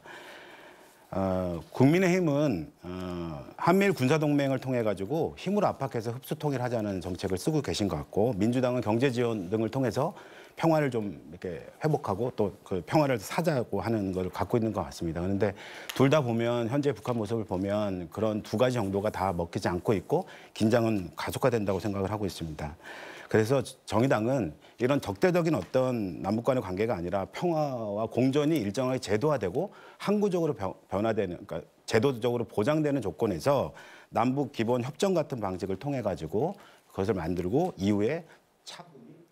네, 정의당 김종민 정책위원장께서는 시간을 다 사용하셨습니다. 자, 국민의힘 최영도 의원 답변해 주시죠. 네, 진실의 순간, 각성의 순간이 바로 다가왔습니다. 이 외교 안보 정책에서는 여야가 있을 수 없습니다. 진보 보수가 있을 수 없습니다. 미국의 존 F 케네디 대통령이 이렇게 이야기한 적이 있습니다. 국내 정치가 실패하면, 국내 정책이 실패하면 정당 교체로 끝납니다. 그러나 외교 안보 정책이 실패하면 나라가 망합니다. 김대중 대통령도 고 김대중 그런 말씀을 하신 적이 있습니다. 지금 북한과 중국과 러시아, 이 삼각 체제가 지난 70년 전에 우리나라에서 전쟁을 일으켜서 우리 대한민국을 거의 절멸시켰던 그런 위기를 만들었던 그 장입니다. 지금 다시 그것이 북중러가 또 합쳐지고 있습니다. 이 경우에 세계 동서고금 어느 나라에 동맹 없이 나라를 지킨 사례가 없습니다. 그래서 저희들은 한미 동맹을 강화해왔고 또 새롭게 지금 동북아에서 외교를 구축하고 있습니다. 자, 문재인 대통령은 전쟁이 끝났다고 선언했습니다. 그러나 북한으로 돌아온 것은 푼수, 오지랖, 삶은 소대가리, 앙천대소였습니다. 그리고 급기야 개성공단을 폭파했습니다. 끝없는 핵미사일 실험, 핵 폭발 실험이 있었습니다. 이제 여야가 힘을 합쳐서 정말 국가 안보를 걱정해야 됩니다. 네, 최영도 의원께서도 발언 시간을 전부 사용하셨습니다. 자, 대북 정책 등 외교안보 정책 방향에 대한 각 당의 의견 먼저 들어봤고요. 시간 총량제 토론 이어가겠습니다. 이번에는 각 토론자에게 10분의 총량 시간을 드립니다. 더불어민주당 김영배 의원부터 시작해 주시죠. 최영도 의원님이 진짜 좋은 말씀하셨어요. 외교가 실패하면 나라가 망한다. 이번에 부산 엑스포 대한민국이 20표 나왔습니다. 165개국이 투표했는데요. 망신 중에 망신입니다. 윤석열 대통령께서 작년에요. 250몇 억이 책정돼 있던 순방 외교 비용을 새로 추가로 329억인가요? 더 책정을 해서 600억 가까이 되는 순방 외교 예산을 쓰셨어요. 파리에 가셔서 노력하신다고 TV에 연설하는 장면도 여러 번 나왔지 않습니까? 이 외교 참사가 이어지고 있습니다. 제가 일일이 거론하지는 않겠습니다. 외교가 밥이기 때문에 중요한데요. 예를 들어서 프랑스에 가셔서 이 프랑스 대통령을 만나셨을 때도 우리 전기자동차와 관련된 프랑스의 보조금 정책에 대해서 한마디도 없었다는 지금 보도가 있거든요. 그리고 미국에서도 IRA, 그러니까 미국에 공장을 두지 않으면 혹은 원료를 중국과 관련돼 있는 걸 쓰면 보조금을 안 준다라고 하는 제도인 걸로 알고 있는데 대한민국 기업이 심각한 지금 상황에 처했다고 합니다. 현대자동차가 오죽했으면 미국과 중국에다가도 여러 우려를 지금 발벗고 나서서 뛴다고 합니다. 정부는 가만히 있고요. 이 사태를 보면서 국민들이 정말 걱정하시거든요. 제가 한번 여쭤보고 싶습니다. 지금 윤석열 대통령께서 대북 정책으로 담대한 구상을 말씀하셨었어요. 담대한 구상이라는 게 보니까 억제, 단념, 대화 뭐 이렇게 해서 비핵화를 북한이 먼저 결심하면 대단한 보상을 해주겠다. 이렇게 아마 하신 것 같은데 그럼 북한이 비핵화를 결심하게 하기 위한 윤석열 정부의 노력이 뭐가 있는지 어떤 노력을 하셨고 어떤 담대한 구상을 하고 계신지 실행된 게 뭐가 있는지 한번 여쭤보고 싶습니다. 네. 자, 국민의힘 최영두 의원 발언하시겠습니까? 네, 외교 안보 분야는 정말 이 소수 여당 그리고 이 정부 혼자 할 수 있는 게 아닙니다. 매 사건마다 정말 아무것도 아닌 것을 외교 참사라 몰아붙이고 대통령을 모욕하고 이런 방식으로 해서 어떻게 그게 외국에서 우리가 정상회의를 수행할 수 있겠습니까? 아니 뭐 영국 왕실에 갔는데 영국 왕실의 안내에 따라서 조문하는 걸 가지고 무슨 육개장도 안 먹고 조문을 했다는 등 이 말도 안 되는 소리로 대통령에 험담하고 들리지도 않은 말로 대통령의 글로벌 외교에 대해서 흠집을 내고 하는 이런 식으로는 정말 우리 민주주의라는 이름을 가진 우리 전통의 민주당에 걸맞지 않다고 생각합니다. 제발 이런 방식으로 외교 안보의 그런 노력, 국가적 노력에 흠집을 안 냈으면 좋겠고요. 또 하나 사실은 우리가 북한과의 관계에서도 마찬가지입니다. 북중로의 관계에서도 마찬가지인데 우리가 노력을 많이 하지 않았습니까? 정말 문재인 대통령 혼밥 먹어가면서 북경을 다녀왔고 그다음에 북한한테 그렇게 험한 소리 삶은 소대가리, 푼수, 오지랖 국가원수로서 그래서 저때 제가 야당 의원이지만 이렇게 해서는 안 된다 그래서 어떻게 북한이 이럴 수 있냐라고 정말 북한 이 방송 토론에서 강하게 이야기하고 했습니다. 이렇게 힘을 모아야 되는데 우리가 북한에 대해서는 지금 역대 정부가 해왔던 정책이 있습니다. 북한과는 평화롭게 또 공존하면서 서로 경제적 번영을 나누어야 되는데 문제는 북한이 계속 주먹을 쥐고 핵 무력을 강화해 오고 있다는 사실입니다. 그 순간을 보지 않습니까? 최초의 핵실험을 언제 했습니까? 노무현 대통령 했습니다. 문재인 대통령 들어서 문재인 대통령이 어떤 뭐 전쟁이 끝났다 김여정을 평창에 부르고 했습니다만 핵실험 했습니다. 그리고 미사일 실험 숱하게 했습니다. 그걸 우리가 외면할 수가 없습니다. 우리는 우물 안으로 자꾸 세상을 보고 모래에 머리를 파묻고 이 다가오는 위기를 극복할 수 없습니다. 위기는 위기대로 직시해서 함께 여야가 힘을 모아야 된다고 생각을 합니다. 그래서 그렇게 해서 함께 어떻게 극복할 것인가. 저는 지금 북한이 노리고 있는 게 뭡니까? 이런 국론 분열입니다. 민주당이 이렇게 없는 이야기로 대통령을 공격하고 민주당 지도자는 우리 북한에 뭐 이렇게 이야기를 하고 세상에 이렇게 해서 어떻게 나라를 지킬 수가 있겠습니까? 우리가 지난 문재인 정부 때 여러 가지 정책, 정말 유화 정책으로 뭐 중국 가고 정말 우리는 낮은 나라로 낮추고 온갖 일을 다 해봤습니다만 결론이 뻔하지 않았습니까? 그래서 동맹은 동맹대로 강화해 나가면서 대화와 힘의 균형을 통해서 우리가 한반도의 평화와 전쟁에 대비해야 되겠다는 것이 저희 당 입장입니다. 네, 김영배 의원. 제가 조금만 추가로 말씀을 드리면요. 문재인 정부에서 경제 성장률이요. 3% 내외로 계속 유지가 됐고요. 코로나 때인 2020년 같은 경우는 마이너스 0.7%였는데 이게 세계에서 가장 높았던 성장률입니다. 그리고 마지막에 거의 4% 가까이 이렇게 된 것으로 제가 기억을 하는데요. 윤석열 정부 어떻습니까? 들어서서 경제가 완전히 곤두박질 치고 있습니다. 특히 수교 30여 년 만에 중국에는 마이너스 180억 불 지금 적자를 보고 있습니다. 그뿐만 아닙니다. 전체적으로 경제가 정말로 지금 큰 곤경에 처해 있거든요. 그러니까 문재인 정부가 평화를 지키기 위해서 북한에만 퍼졌다. 절대 그렇지 않습니다. 우리 경제의 견고한 성장을 유지를 했습니다. 평화가 밥입니다. 이 점을 분명히 말씀을 드리고 싶고요. 그런 점에서는 저는 정의당 우리 김종민 위원장한테도 한번 여쭤보고 싶은 게 그런 겁니다. 그러니까 이게 우리가 대북 정책뿐만 아니라 외교 정책이 한편으로는 한미 동맹을 분명히 하면서도 한편으로는 국익을 지키기 위해 다양한 치열한 국익 외교를 벌이고 있는 전 세계적 상황에서 한반도가 그런 이제 실익 국익을 중심으로 외교를 하는 것에 대해 동의하시는지 저는 동의하실 거라고 생각하는데요. 네네. 한번 여쭤보고 싶어요. 네, 김종민 정의당 정책위원장. 네네. 제가 앞 토론에서 조금 이렇게 뭐 선거제 개혁 문제가 나오니까 아무래도 좀 톤이 높아지고 그런 거에 대해서 죄송하다고 말씀을 드리고 싶고 조금 더 정선되고 고민하는 내용들을 말씀을 드리도록 그렇게 하겠습니다. 그러니까 지금은 일체 국가의 대화가 완전히 단절되어 있는 상황이고 지금 이제 국민의힘이나 윤석열 정부는 한미일 군사동맹을 기초로 해가지고 모든 걸 다 추진하려고 생각하시는 것 같아요. 그러니까 한국이 한 번도 한미동맹이 깨지거나 그것이 옅어진 적이 없습니다. 한 번도. 그것을 강화해 나가고 만들어 나간다고 하는 것을 뭐 양당은 다 그렇게 생각하고 계시기 때문에 그걸 만들어 나가는 것이 한 번도 지체된 적이 없는데 여기서 그걸 더 강화해서 말하자면 북의 어떤 핵무장이라든가 일정한 어떤 호전적 조치라든가 이런 것들을 막아낼 수 있다고 진짜 생각하는 건지 이런 게 저는 속으로는 굉장히 궁금합니다. 또 하나는 말씀해 주셔서 그런데 지금 전 세계 질서가 상당히 많이 개편되고 있고 양극단을 치닫는 그런 과정, 그다음 특히나 국가 이기주의 같은 게 굉장히 많이 자국 우선주의가 상당히 많이 대두되고 있는 상황이거든요.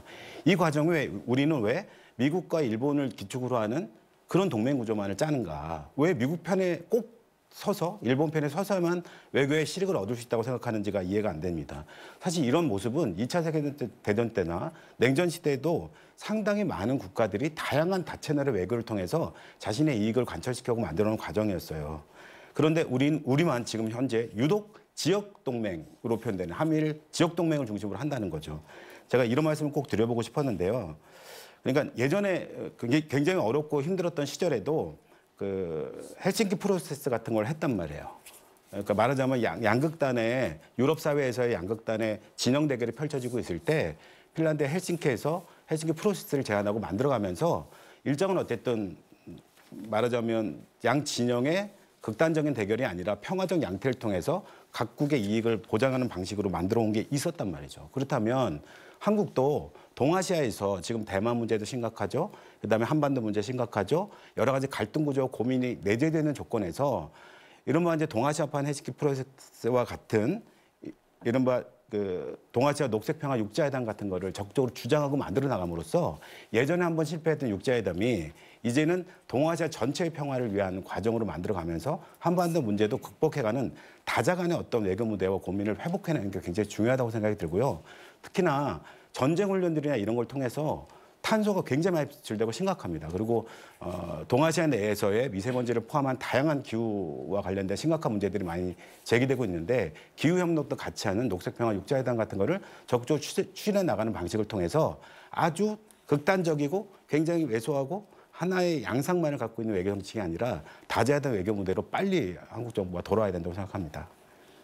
네, 최영두 의원 발언하시겠습니까? 네, 우리 김정 회장님 좋은 말씀이신데 이게 세상이 지금 우리가 바라보는 세상이 돌아가는 게 아니지 않습니까? 우리가 지금 근데 헬싱키 프로세스 말씀하시는데 헬싱키 프로세스라는 게 기본적으로 인권과 군축을 한꺼번에 가져가는 겁니다. 과연 북한 인권, 중국 인권을 이야기할 수가 있습니까? 지금 우리가 그리고 우리나라야말로 미국과 함께 중국을 WTO에 국제 통상 질서에 넣어주기 위해서 정말 애를 썼습니다. 그리고 중국이 천안문 사건 이후에 아시안 게임을 유치하려는 것이 자질될 뻔했을 때 우리가 도와줬습니다.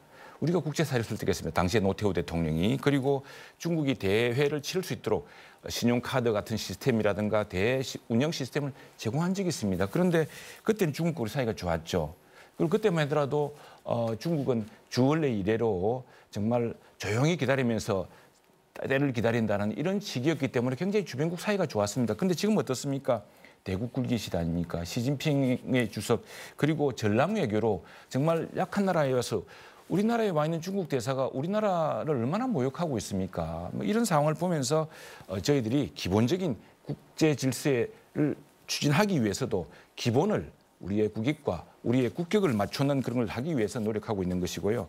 마찬가지로 지금 한중일 정상회담을 우리가 이번에는 의장국입니다. 추진하기 위해서 지금 일본과 함께 중국의 상대로 노력하고 있다는 말씀드리고 러시아가 우크라이나를 침공한 것도 굉장한 사건입니다. 이거 우리나라에서는 남일처럼 이야기합니다만 심지어 어떤 지도자는 코미디언이 뭘 잘못해가지고 죄를 무슨 이런 전쟁을 벌였다라고 이렇게 전쟁을 초래했다고 이야기하는 엉뚱한 소리를 할 정도로 국제 정세에 어둡습니다.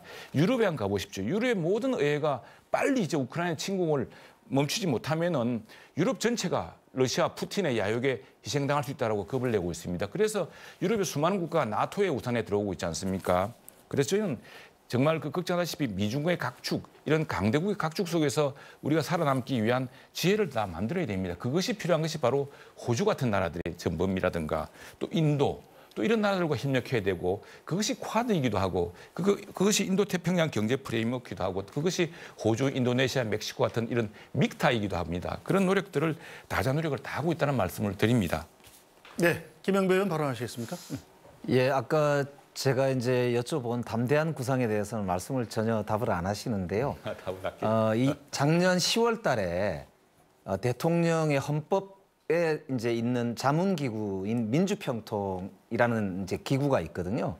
민주평통에서 보도자료를 낸 걸 보면요. 이 담대한 구상에 대해서 70%가 회의적이다. 이런 보도자료를 민주평통이 냈습니다. 그러니까 발표를 해놓고 지금 2년 동안 한 게 아무것도 없고 이렇게 국민적으로도 회의적인 평가를 받고 있는 것이죠. 그래놓고는 9.19 군사합의를 먼저 파기했어요. 사실 이게 굉장히 황당한 게요.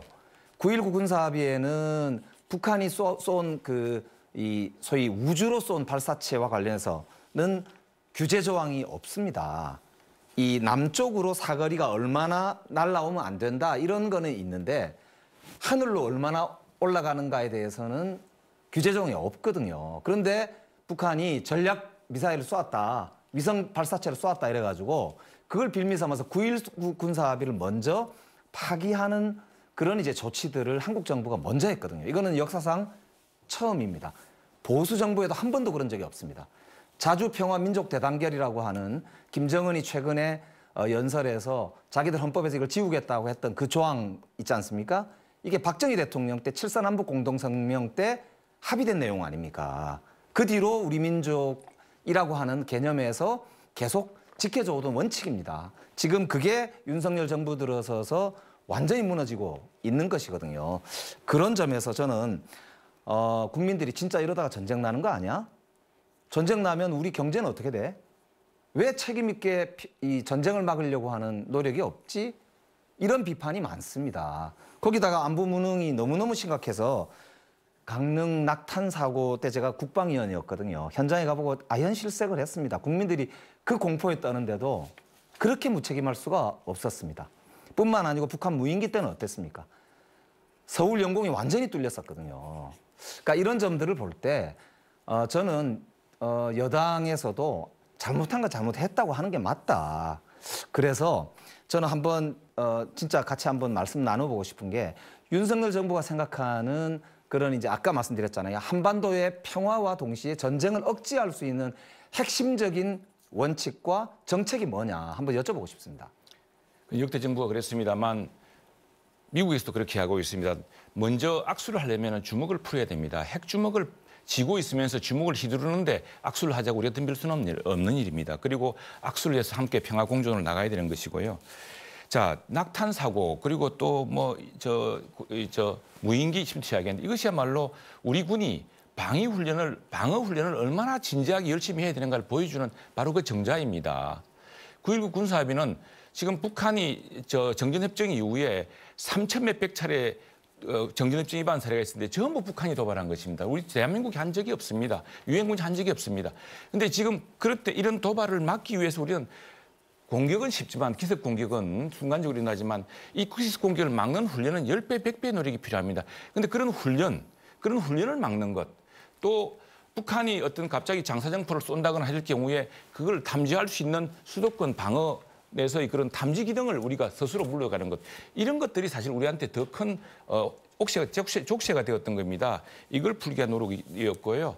또 하나 더 말씀드리면은 전쟁과 경제를 말씀하시는데 솔직히 말씀드리면은 지난 문재인 정부 때 국가 부채를 2배 늘리지 않았습니까? 그 이전 정부가 늘렸던 국가 부채만큼 늘려서 엄청난 돈을 쓰고도 국가 경제를 살리지 못했습니다. 경제 성장률이 높고 수출이 많았던 것은 바로 반도체, 2차전 자동차 같은 우리가 그동안 키워왔던 우리 기업들이 키워왔던 핵심 기술 때문이었습니다.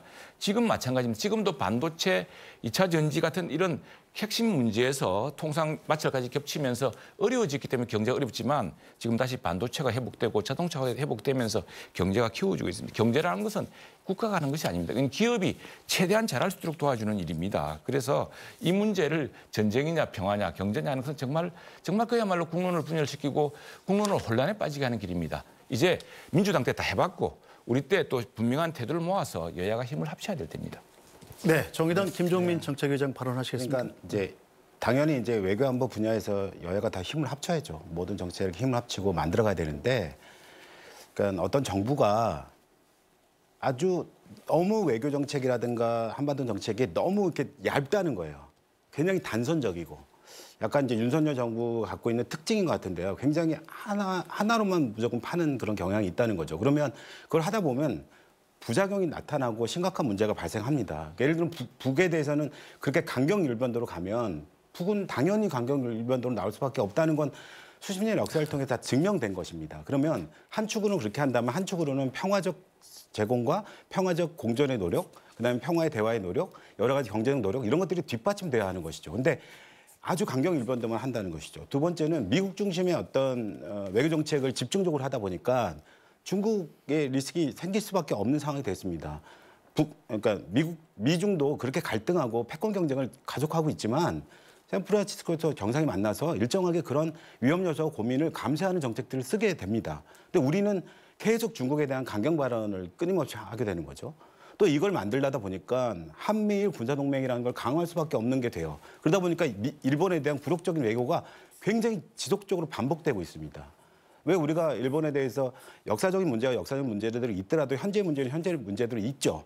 그렇지만 역사적 문제의 굴욕적인 요소와 고민으로부터 현재의 문제 해결하려고 하는 태도는 잘못됐다는 겁니다. 이 두 가지는 명확히 다른 것이죠. 그리고 국민의 안전에 위협을 끼치는 여러 가지 후쿠시마 오염수의 방류 문제라든가 이런 문제도 매우 중요한 문제였는데 이 문제조차도 그냥 그 한미일 군사동맹 때문에 다 묻혀버렸습니다. 이런 태도를 왜 취해야 하는지를 잘 모르겠다는 것이고요. 모든 나라가 다 미중의 패권 갈등 속에서 자신의 경제적 이익과 여러 가지 외교적 이익을 지키기 위해서 다자 외교촌을 구상하고 중국과의 교류와 고민도 끊임없이 하는 것이 일반적인 세계적 추세입니다.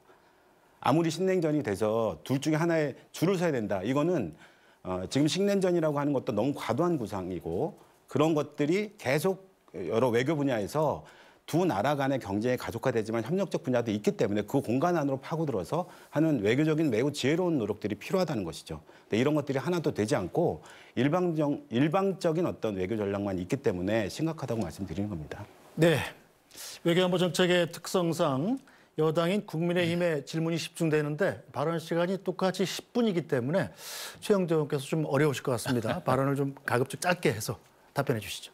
답변해야 됩니까 지금? 김영배 의원 발언권 시청하셨습니까? 지금 이제 경제만 조금 말씀드리고 일본과 관련된 말씀을 조금 드릴게요. 아까 말씀드렸던 대로 작년 우리 경제 성장률이 1.4%였어요. 일본은 작년에요 2.0이었습니다. 지난 25년 만에 처음으로 역전됐습니다. 그리고요 중국에는 32년 수교 처음으로 마이너스 180억 불 적자 났습니다. 그리고 경제성장률 문재인 정부 때 아까 말씀드렸지만 2021년 4.3%였고요. 2022년에 2.6%였어요. 근데 작년에 윤석열 정부 들어서서 1.4였거든요. 그러니까 이게 그러면 문재인 정부 때는 문재인 정부가 북한하고만 이렇게 퍼주기 하느라고 한 게 없고 근데 경제성장률이 이렇게 좋은 거는 기업이 잘한 거고 그러면은 지금 윤석열 정부는 잘하고 있는데 기업이 못하는 겁니까? 이게 앞뒤가 맞지 않지 않습니까? 결국 정치와 경제는 같이 가는 것이고요. 국가 전략은 정부가 주도하는 것이 전 세계의 추세입니다. 그런 면을 분명히 저는 강조드리고 싶고요. 일본과 관련해서도 참 국민들 답답하실 거예요. 심지어는 국방부가 독도가 분쟁 중인 영토다 이렇게 했다는 걸 보고 정말 아연실색 하지 않습니까? 왜 일본한테만 그렇게 굴욕외교를 하는지 모르겠습니다. 우리나라 민법상 말입니다. 강제징용 배상도 본인이 거부하면 제3자가 변제하지 못하도록 되어 있지 않습니까? 민법도 부정하고 대법원 판결도 무시하고 정부가 갚아주겠다는 게 이게 말이 되는 일이 아니지 않습니까? 정부가 주도로 그걸 변제해 주겠다 이렇게 하는 방법을 제시했는데요. 정말 이거는 어이가 없는 일인데요. 그래서 저는 일본 정책과 관련해서 물론 경제적인 협력은 더 강화하고 안보적인 협력도 필요한 경우는 당연히 해야 합니다. 그러나 국익을 위주로 우리 국민들의 국민적 정서를 거슬러서는 곤란하지 않느냐 그 말씀을 드리고 싶은데 일본에게만 왜 그렇게 저자세를 취하는지 한번 최영도 의원님께 여쭤보고 싶어요. 네, 최영도 의원님. 자, 일본 이야기 전에 경제 이야기 하셨는데 지금 중국의 경제 회복이라는 게 중국이라는 경제의 그 실력을 우리가 보고 있습니다. 지금 우리나라 사람들 가정에서도 지금 중국의 그 배송을 받아보고 있습니다. 중국의 자동차, 우리 전기버스를 휩쓸고 있습니다. 중국의 경쟁이 높아졌죠. 이게 이미 10년, 20년 된 사안입니다. 그런데 갑자기 이게 윤석열 정부 와서 잘못했는데 이것은 우리가 중국을 압박했기 때문이다. 제발 이건 초등학생도 그런 이야기 할 수가 없습니다. 자신실 관계를 본다면은. 오죽하면 노무현 대통령이 그렇게 이야기했습니다. 노무현 대통령이 한미 FTA를 진행할 때 언젠가는 우리가 한중 FTA를 해야 되는데 중국과 우리가 경쟁하기 위해서는 미국과 FTA를 통해서 실력을 키워야 된다. 그것이 바로 우리가 지금 이야기하는 글로벌 피보탈 스테이트 같은 겁니다. 우리가 중국이 아무리 우리보다 앞서고 있지만 지금 앞설 수 없는 것은 초격차를 보이고 있는 반도체 같은 것입니다. 이런 격차 기준을 가짐으로 해서 우리가 언젠가는 지금 반도체 시장이 다시 회복될 경우에 대중적자도 많이 회복될 거라 생각합니다. 그리고 이게 기업의 어떤 산업 사이클이 지금 여기 상당히 탔던 것이 있는 것이고요. 지금 반도체도 AI 때문에 다시 늘어나고 있어서 경제적으로 늘어날 것인데 이와 아울러서 함께 우리 산업 전반의 경쟁력을 높이기 위한 노력이 지금 우리 정부로서 꼭 필요합니다. 그건 최선을 다하겠습니다. 일본과의 관계를 자꾸 말씀하시는데 저는 지금 일본과의 관계는 진보 정부에서 잘해서 풀어야 된다고 생각을 합니다. 정말 이 보수 정부는 어렵습니다. 너무 일본 진보 민주당에서 공격이 심해서 그런데 저는 그래서 김대중 오부치 선언 시절로 돌아갔으면 좋겠습니다. 김대중 오부치 선언 덕분에 그 당시에 우리 일본 만화도 수입하고 일본의 영화도 수입했더니 오히려 우리 한류가 일본에서 꽃을 피우지 않았습니까? 그런 것들로 해서 한일 간에도 지금 일본도 민주주의 선거를 통해서 정권을 뽑고 있고 수상이 정해지고 국회의원이 정해집니다. 그런데 우리가 반일 선동이 심해지고 반일이 커질수록 일본의 극우가 더 창궐하는 이런 현상을 잘 봐야 돼. 서로 공존하는 양상입니다. 그래서 김대중 오부치 선언 시절에 그런 현명한 한일 관계를 회복하는 게 중요하다고 생각합니다. 네, 제가 잠깐 조금만 말씀을 드릴게요. 정해진 시간에서 말씀하시면 네. 됩니다. 그 김대중 오부치 선언은 맞습니다. 그런데 김대중 대통령의 구상은 남북 관계를 풀려면 일본의 협력이 필수적이고 일본과의 사전적 양해가 있어야만 푼다. 이걸 전제로 한 거거든요. 지금 윤석열 정부는 완전히 거꾸로 된 전제를 갖고 있기 때문에 사정이 완전히 다르다는 점은 좀 아셨으면 좋겠다 싶습니다. 네. 네, 김종민 정의당 정책위 의장님. 제가 아까 동아시아 그 녹색평화 육자회담 말씀드릴 때 헬싱키 프로세스 말씀드렸는데요. 맞습니다. 그러니까 어쨌든 인류의 보편적 문제, 전쟁의 문제라든가 인권의 문제라든가 해결하기 위해서는 보편적 대타협이 이루어져야 되는 거예요. 그게 이제 헬싱키 프로세스의 특징인데 저희도 동아시아에서 일어나고 있는 전쟁의 위협이라든가 기후 문제라든가 여러 가지 말씀하신 인권 문제라든가 이런 문제를 통합적으로 다루는 그런 프로세스가 필요하다는 것인데 이런 거는 아예 관심조차가 정부 여당이 없다는 것이죠. 그러니까 한 축으로는 이렇게 추진하면서 한 축으로는 이런 방식도 추진하는 이런 것들이 병행돼야만 가능하다고 생각이 들고요. 특히 민생경제 위협은 좀 심각합니다. 중국과의 민생경제 위기와 만들어지는 것은 반도체 문제가 핵심이라고 말씀하셨고 또 맞습니다. 그러니까 그것이 회복되고 만들어가는 과정에서는 그러니까 미국 중심의 일변도의 어떤 정책으로는 도저히 불가능하다고 하는 것이죠. 네, 그런 말씀드리고 싶었고 하나만 다른 차원에서 말씀드리고 싶은 건 한반도 문제가 좀 심각하고 전쟁 위기로 치닫고 있는 거죠. 이거는 아까도 말씀드렸지만 윤석열 정부와 정부 여당이 갖고 있는 이제 이런 일방적인 어떤 힘으로 제압해서 무언들을 만들어가겠다고 하는 그런 제도가 바뀌지 않는 한 굉장히 어려워질 거라고 생각되는데 이게 왜 그러냐면은 그러니까 북이 저런 어떤 군사적 긴장과 고민을 끊임없이 강화할 것이라고 하는 것은 누구나 다 알고 있는 사실입니다. 그럼 그걸 어떻게 해결할 것인가 하는 문제거든요.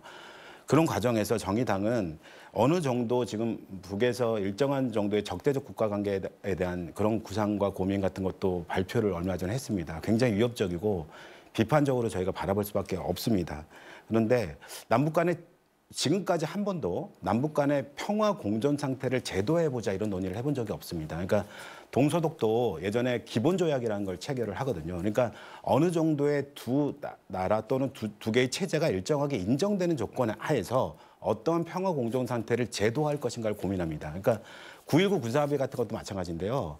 합의적 수준이 아니라 일정한 조약적 수준으로 이 문제를 만들어가는 것. 그러니까 남북 간의 어떤 기본 협정 같은 걸 체결하는 것을 만들고 국회도 그걸 비준하는 걸 통해서 정부 간의 어떤 합의라고 하는 것은 정부가 바뀌면 또 변경될 수 있는 것인데 국회가 비준하게 되면 국민적 비준이기 때문에 어느 정도 정부가 바뀌더라도 유지될 수 있는 이런 항구적 형태의 평화 공존의 노력을 만드는 것부터 시작해서 점진적이고 평화적인 방식으로 통일을 추구해 나가는 방식으로 갔으면 좋겠고 정부 여당이 주장하고 있는 자유민주적인 질서 내에서의 평화 통일 구상이라고 하는 것을 윤석열 대통령이 굉장히 강조를 많이 합니다. 이거는 어떤 걸 더 강조하느냐에 따라 다르거든요. 자유민주주의 질서를 강조하게 되면 흡수 통일을 하자는 것이고요. 평화 통일을 강조하게 되면 평화적인 방식으로 통일을 말하는 겁니다. 정의당이 제안은 평화적 방식의 통일을 실질적으로 제도하는 방식 이런 것들을 적극적으로 추진해 나갔으면 좋겠다 이런 생각을 갖고 있습니다. 네, 김영배 의원. 예, 우리 헌법 3조는 영토 조항입니다. 그래서 한반도와 그 부속도서 전체가 우리의 땅이지요. 근데 헌법 4조에는요. 자유민주적 질서에 입각해서 평화통일 정책을 수립해야 된다고 돼 있습니다. 그러니까 이 두 가지 조항이 3조와 4조가 약간 다른 측면이거든요. 왜냐하면 남북 간이 현실적으로 정부가 따로 존재하기 때문에 특수관계가 될 수 있다는 이제 그런 내용을 좀 포함하고 있다고 봐야 되거든요. 그런 점에서 보면은 평화 공존과 더불어서 적대 행위를 억누를 수 있는 정책이 반드시 필요합니다. 북한이 지금 굉장히 위험한 도발을 하고 있지 않습니까? 저거를 우리가 힘으로뿐만 아니고 당연히 힘으로도 눌러야 되지만 세계적인 협력을 통해서도 눌러야 하고요. 그걸 평화를 지키기 위한 노력보다 더 중요한 것은 저는 없다고 생각합니다. 그런 면에서 보면 아까 금방 말씀하신 대로 제도화 이게 중요하고 정권의 노력이 중요하다는 점에서 저는 아까 담대한 구상의 어떤 실행 과정이 있느냐고 여쭤본 건데요. 거듭 여쭤보겠습니다. 정말 한반도의 평화를 공고히 하기 위한 어떤 실질적 정책이 어떤 거냐. 저희 민주당은 이 구상이 있으면 적극적으로 협력할 용의가 있다는 말씀을 드립니다. 네. 자, 최영두 의원과 김종민 정책위원장 가운데 어떤 분이 먼저 발언하시겠습니까? 네. 최영두 의원. 네, 당연히 저희들은 이 남북 관계를 진전시키고 싶습니다. 그러나 정권이 들어서 우리 정부가 출범한 뒤로 북한이 이딴 도발이 굉장히 양상이 심각합니다. 지금 저는 오히려 거꾸로 묻고 싶습니다. 정말 정의당 우리 김종민 의장님이나 김영배 의원님이나 우리 대한민국 정부가 그것이 진보든 보수든 역대 정부가 북한을 향해 도발한 적이 있습니까? 북한에게 핵무기 가지라고 뭐 그렇게 자극한 적이 있습니까? 우리는 서로 협력하고 같이 공존하자고 했습니다. 그리고 아까 김종민 의장님께서 말씀하셨는데 우리나라도 독일의 기본법 같은 그런 조약이 있었습니다. 조약이라 그런 협의가 있었습니다. 그게 바로 남북 공동체 선언 같은 것이고 비핵화 선언 같은 것입니다. 노무현 대통령 때 했었죠. 그러나 북한은 비핵을 가지지 않았습니까? 그러니까 지금 저희들은 말로서만 할 수 있는 것이 아니고 실질적인 뒷받침이 말로만의 평화. 항상 모든 전쟁 전에 2차 대전 전에 히틀러는 영국 총리를 속였습니다. 6.25 전에도 김일성은 우리 대한민국을 속였습니다. 말로서 해결되는 것이 아닙니다. 네, 최영두 의원께서는 발언 시간을 모두 사용하셨습니다. 자, 김종민 정책위 의장께서만 1분 반 정도 남아 있습니다. 네, 그러니까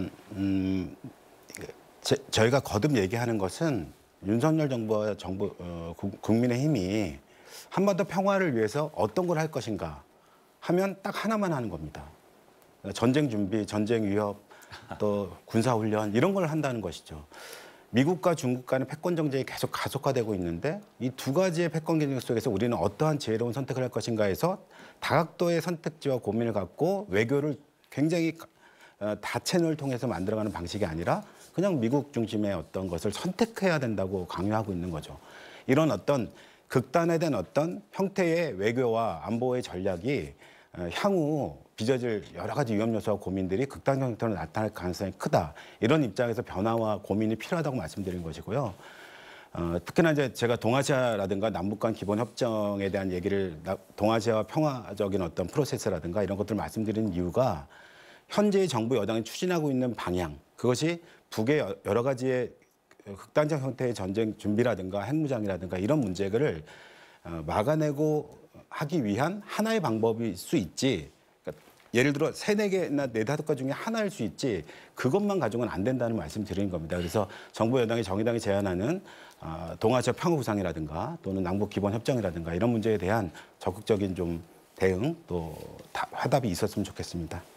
네, 자, 세 분 모두 주어진 발언 시간을 전부 사용하셨습니다.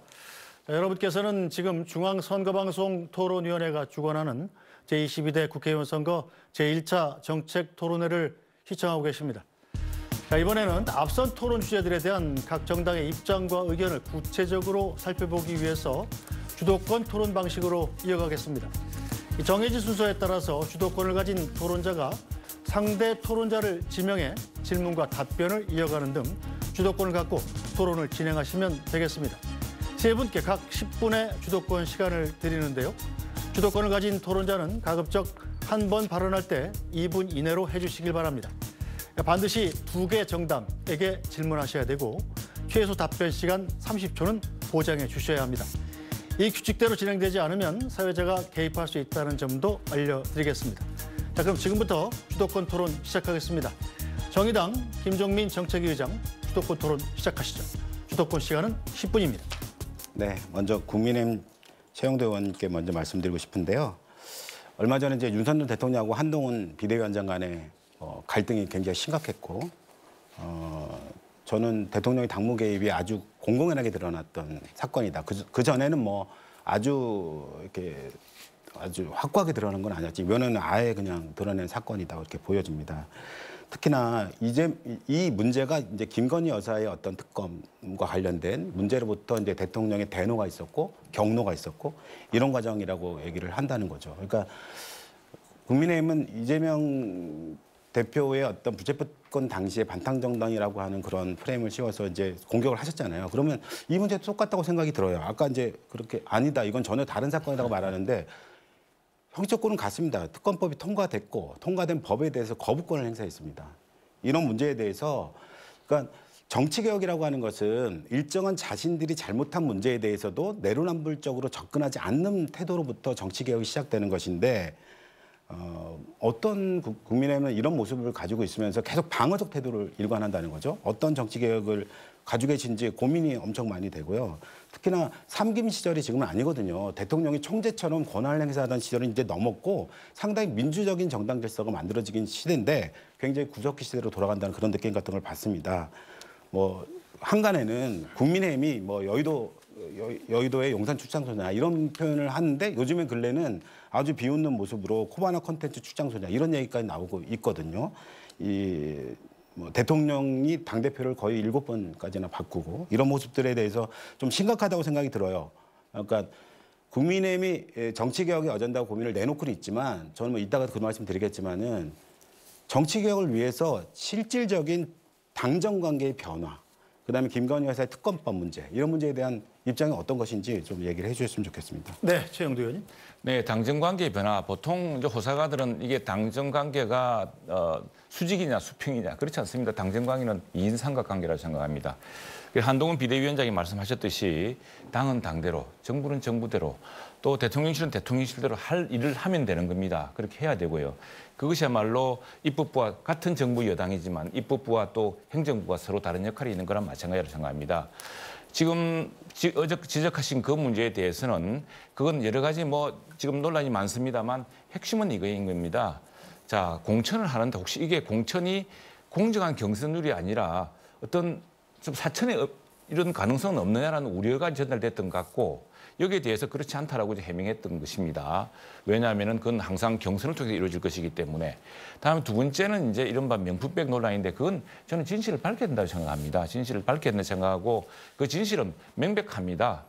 그 이른바 몰카 영상, 그 범죄 행위 아니겠습니까? 예전에 선친간의 신분을 이용해서 접근해서 억지로 그걸 떠넘기다시피 해서 그걸 해서 그걸 가지고 이제 무슨 큰 정의를 실현한 듯이 하는 그런 정말 범죄입니다. 그 범죄, 그런 것은 사실 재판에서는 점검으로도 채택될 수 없는 것입니다. 그리고 대통령 부인이 받은 그 백은 당연히 대통령 부부가 받는 선물 처리 규칙에 따라서 국고로 들어가는 것이고 지금 그렇게 보관되고 있는 것입니다. 지금 다른 문제, 도이치모터스 문제에 대해서 정말 저는 정의당이 좀 균형을 찾았으면 좋겠습니다.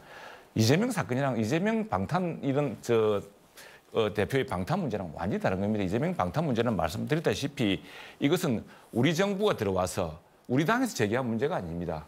바로 경기지사 때 또 성남시장 때 그 문제를 가지고 내부 고발이 되어서 문재인 정부 때 검찰 수사가 시작되었는데 당시에 뭐 대선 후보다 이래가지고 또 다시 문재인 검찰이 수사를 늦췄을 뿐입니다. 그걸 빨리 실현하면 되는 것이고요. 그건 당대표로서 방탄을 행사하고 국회의원으로서 불체포 특권에 숨을 게 아니라 당대표가 정정당당하게 재판을 해서 빨리 본인의 유무죄를 가리면 되는 겁니다. 그런 정의당의 당당한 태도가 저희들은 정말 우리 정치를 바로잡기 위해서 필요했다 생각했는데 그게 아쉬웠고요. 도이치모터 사건은 벌써 이게 10여 년 전에 지난 사건입니다. 그리고 전주였습니다. 전주. 돈을 빌려준 사람, 돈을 투자한 사람이었습니다. 90여 명의 전주가 있는데 1심 재판에서 보시면 한 명도 처벌받지 않았습니다. 그리고 그중에 가장 큰 부분을 조사를 했는데 그 연루 여부가 입증되지 않았습니다. 그래서 사실상 이건 더 이상 수가 없는 겁니다. 없는 건데 그 사건을 가지고서 지금 민주당이 억지를 부리고 있는데 여기에 대해서 정의당이 정말 공조한다는 것은 저희로서는 참 정의당이 좀 더 정의롭게 공정하게 했으면 좋겠다는 아쉬움이 있습니다. 네, 김종민 의원 주도권 시간, 김종민 정책위원장님 주도권 시간 5분 5초 남았고요. 자, 상대방 답변 시간도 주도권 시간에서 차감이 되고 30초를 발언권을 보장하신 뒤에는 제시하셔도 됩니다. 네네. 자, 계속해 주십시오. 그러니까 정의당이 이재명 대표의 불체포 특권 포기를 저희 당이 주장했고 불체포 특권에 가결표를 던졌어요. 그러니까 그렇게 계속 똑같은 방식으로의 정의당은 맨날 민주당이 이중되냐 그런 얘기 하지 마시고 정의당은 민주당에 대한 비판과 고민할 때는 또 국회 이중되는 비판을 받습니다. 삼정치가 갖고 있는 숙명이라고 생각하고요. 그런 거는 그렇게 자꾸 얘기하셔서 반대적인 요소와 고민으로 끌고 가지 않았으면 좋겠고 국민들이 60% 70% 국민들이 이미 김건희 특검에 대해서 찬성하고 있고 밝혀라고 말하고 있습니다. 대통령한테 입장을 내라고 하고 있어요. 신년 기자회견 왜 못하냐 이런 주장을 국민들이 하고 있습니다. 국민들이 다 아실 거라고 생각이 듭니다. 민주당에게 질문을 드리겠습니다. 지금은 정치가 정치 위기를 넘어서는 정치적 절망 상태라고 저는 생각이 들어요. 그러니까 기후위기도 시작됐고 저출생 위기도 심각합니다. 지방소멸은 심각하고요. 불평등 위기, 평화 위기가 굉장히 가속화되고 있어요. 그런데 이걸 해결해야 될 정치는 굉장히 절망 상태이거든요. 근데 이게 예를 들어 양당 기득권 카르텔 정치뿐만 아니라 대통령이나 당대표 중심의 무비판적인 맹목주의 같은 게 등장하고 있어요. 저는 이게 87년 대의적 형태의 민주주의 체제가 상당히 심각한 위기에 빠진 것이고 어쩌면 대의적인 형태의 정당 정치가 만으로는 이 문제를 극복하기 어려운 게 아닌가 이런 고민 같은 게 들어요. 그러니까 노회찬 대표가 2004년도 딱 20년 전인데요. 불판론을 들고 나면서 정당을 교체해달라 이렇게 말을 했거든요. 그때 이제 민주노동당이 상당한 많은 국민들에게 지지를 받았습니다. 근데 20년이 지난 지금 정당을 바꾸고 인물을 바꾼다고 이 정치가 변할 것인가에 대한 국민적인 회의와 불신이 되게 심각해졌다. 그래서 거꾸로 저는 정치의 주체가 좀 바뀌는 새로운 불판론 같은 게 등장해야 되지 않냐 이런 생각 같은 걸 많이 하게 됩니다. 그러니까 민주진보 개혁 세력이 만들었던 87년 대민주 체제를 넘어서는 시민들이 직접 정치에 참여하고 시민들에게 정치의 공간을 넘겨주는 직접 민주 형태의 고민이 정치제도 체제의 변화가 있어야 된다고 저는 생각이 들거든요. 그 문제에 대한 생각을 듣고 싶습니다. 우선 개인적으로 노회찬 의원이 그립습니다. 한편으로 죄송하고요. 말씀대로 87년 체제의 민주주의적 한계를 보이고 있는 게 저도 사실이라고 생각합니다. 87년 당시에는 대통령도 내 손으로 못 뽑던 시절이었기 때문에 대통령을 내 손으로 뽑아서 나머지 정당이든 국회든 우리나라 온 영역을 민주화시켜야 되겠다. 이런 이제 열망이 높았던 때이기 때문에 대통령한테 권한을 몰아줬거든요. 근데 지금은 다양한 어떤 세력들이 등장했기 때문에 이제는 국회도 정당도 시민사회도 훨씬 더 권한을 가지고 참여할 수 있도록 하는 그런 정치체제, 네. 다양한 정치체제가 들어서야 된다. 네. 저는 당연히 찬성합니다. 네네, 감사합니다. 제가 좀 더 말씀드리고 싶은 건 이런 건데요. 그러니까 삼정치가 등장을 했어요. 새로운 정당이 등장을 했어요. 그러면 양당의 어떤 기득권적인 요소와 독점 구조를 타파하기 위해서 등장했고 정의당도 마찬가지거든요. 근데 새로운 정당이 등장할 때마다 새로운 정치를 주장하지만 양당을 흡수되는 경향이 굉장히 강화됐습니다. 그러니까 정의당은 그것을 지키고 만들어 온 정치를 펼쳤고 그 과정에 여러 가지 어려움도 있고 저희가 반성해야 될 태도와 고민도 많다고 생각을 합니다. 또 특히 국민들에게 반성을 하고 성찰의 모습을 꼭 보여드리고 싶고 이번 총선에서 그런 계기가 될 거라고 생각합니다. 다만 정당과 인물이 교체된다고 만들어지는 것만은 아니다 이렇게 생각하기 때문에 일정하게는 아까 말씀드린 대통령의 권한이 일정하게 분산되는 최소한의 국회 국무총리 추천제라든가 이런 것들이 만들어지는 것들을 가되 모든 선거에서 결선 투표제의 도입 같은 다변화된 정치를 만들어가는 데 역할을 했으면 좋겠다 이런 생각이 들고요. 특히나 대의민주주의 공간만이 아니라 정책 공간을 시민에게 연다는 측면에서 국민 투표, 국민 발언, 또 국민 소원과 같은 직접적인 국민들이 참여할 수 있는 정치제도를 도입을 통해서 대의민주주의 정치 체제가 보완되고 강화되는 그러니까 더욱더 역할을 할 수 있게 하는 그런 역할을 만들어가야 된다고 생각하고 있고 특히나 3인 이상의 정당을 만들겠다라고 하면 정당 설립이 이른바 허가제가 아니라 신고제 방식으로 전환됨으로써 다양한 형태의 정치 세력들이 등장해서 의견을 표출하고 만들어가는 것이 제도화되었으면 좋겠어요. 지역 정당의 허용이라든가 이런 것도 적극적으로 만들어가야 된다고 생각이 많이 들었습니다. 또 하나는 권력이 너무 중앙에 밀집되는 초집중 사회가 되고 있거든요. 그래서 지방 권력에게 일정하게 권력이 분산돼야 되는데 현재의 지방자치제 수준을 좀 넘어서는 재정과 교육과 자치에 일정하게 권한이 분산되는 형태의 고민이 더 적극적으로 표출되었으면 좋겠어요. 지역에 있는 지방자치단체가 갖고 있는 재정 권한이 너무 취약합니다. 이런 걸 만들어갔으면 좋겠다고 생각이 들고요. 22대 국회는 이걸 위한 개헌을 만들어가는 그런 국회가 되었으면 좋겠다. 이런 의미에서 정의당은 개헌을 위한 정치연합을 적극적으로 20대 국회에 펼쳐보고 싶습니다. 네, 자 그럼 계속해서 국민의힘 최영도 의원 주도권 토론 시작하시죠. 네, 우리 김정민 의장님께 고생 많이 하셨는데 김정민 의장님 저 혹시 그 위성지도 한반도 위성지도를 보신 적이 있습니까? 특히 야간 지도 최근에 앨런 머스크가 공개를 했고 이전에 럼스펠드 장관이 공개했죠. 뭘 느끼셨습니까? 캄캄한 북한, 대명천지 같은 대한민국. 정의당 정책위원장으로서 어떤 생각을 하셨습니까? 좀 더 빠른 방식으로 좀 더 속도감 있게 평화 공존체제가 잘 만들어지고 그런 걸 통해서 남북 간의 교류가 더욱더 활성화되고 경제적 교류와 뭐 인적인 교류와 이런 것들이 만들어지면서 더욱더 균등하게 발전해 나가는 그런 한반도 대한민국 또 이런 것들이 만들어지길 바라죠. 네. 네, 저도 똑같습니다. 그런데 제 이야기는 이렇습니다. 과거에는 북한이 우리 남한에게 전기를 공급했습니다. 북한이 6.25 직전에 전기를 끊어서 미군의 전기함이 부산에 그 전선을 끼워서 우리 대한민국에 전기를 공급한 적도 있습니다. 왜 이렇게 됐습니까? 북한은 핵무기를 개발했습니다. 핵무기를 개발하면서 얼마 전에 김정은이 뭐라 그랬습니까? 김정은이 최고인민회의 발언해서 이제 그걸 스스로 실토하게 되었습니다. 인민의 소박한 생활상 요구마저도 충족시키지 못하고 있습니다. 캄캄한 암흑지옥이 되었습니다. 대한민국은 핵무기를 포기하고 우리 차원에 바로 두산 에너빌리티 같은 한국중공과 지어서 세계 최고의 에너지, 탈탄소 에너지를 만들었습니다. 최고 안정된 에너지를 만들었습니다. 그래서 저희들은 계속 북한에게 그런 이야기를 해왔습니다. 한번 창원에 와라. 창원에서 한번 보자. 실제로 2000년 후반까지 북한에 주려고 했던 경수로를 두산 에너빌리티에 보관하고 있었습니다. 근데 끝내 북한이 저렇게 도발로 가고 노무현 대통령 때 그렇게 발했는데도 핵실험을 하지 않았습니까? 이 대북 제재라는 걸 풀 수가 없는 것이죠. 핵 주먹을 휘두르는데 우리가 어떻게 악수를 하자고 합니까? 우리가 어떻게 얼굴을 내밉니까? 얼굴을 맞을 판인데, 그죠? 그래서 이런 문제에 대해서 저는 정의당의 참 그 정당 이념이라든가 또 제3당으로서 정말 아까 말씀하셨다시피 그 불체포 특권 때문에 민주당이 큰 내부의 큰 정말 억압적인 분위기일 때 정의당이 그걸 뚫어주려고 했던 노력을 정말 존중합니다. 그러나 좀 더 남북 관계에서도 조금 더 정의로운 조금 더 국제적인 이런 시각에서 역사 관계를 좀 잘 살폈으면 좋겠습니다.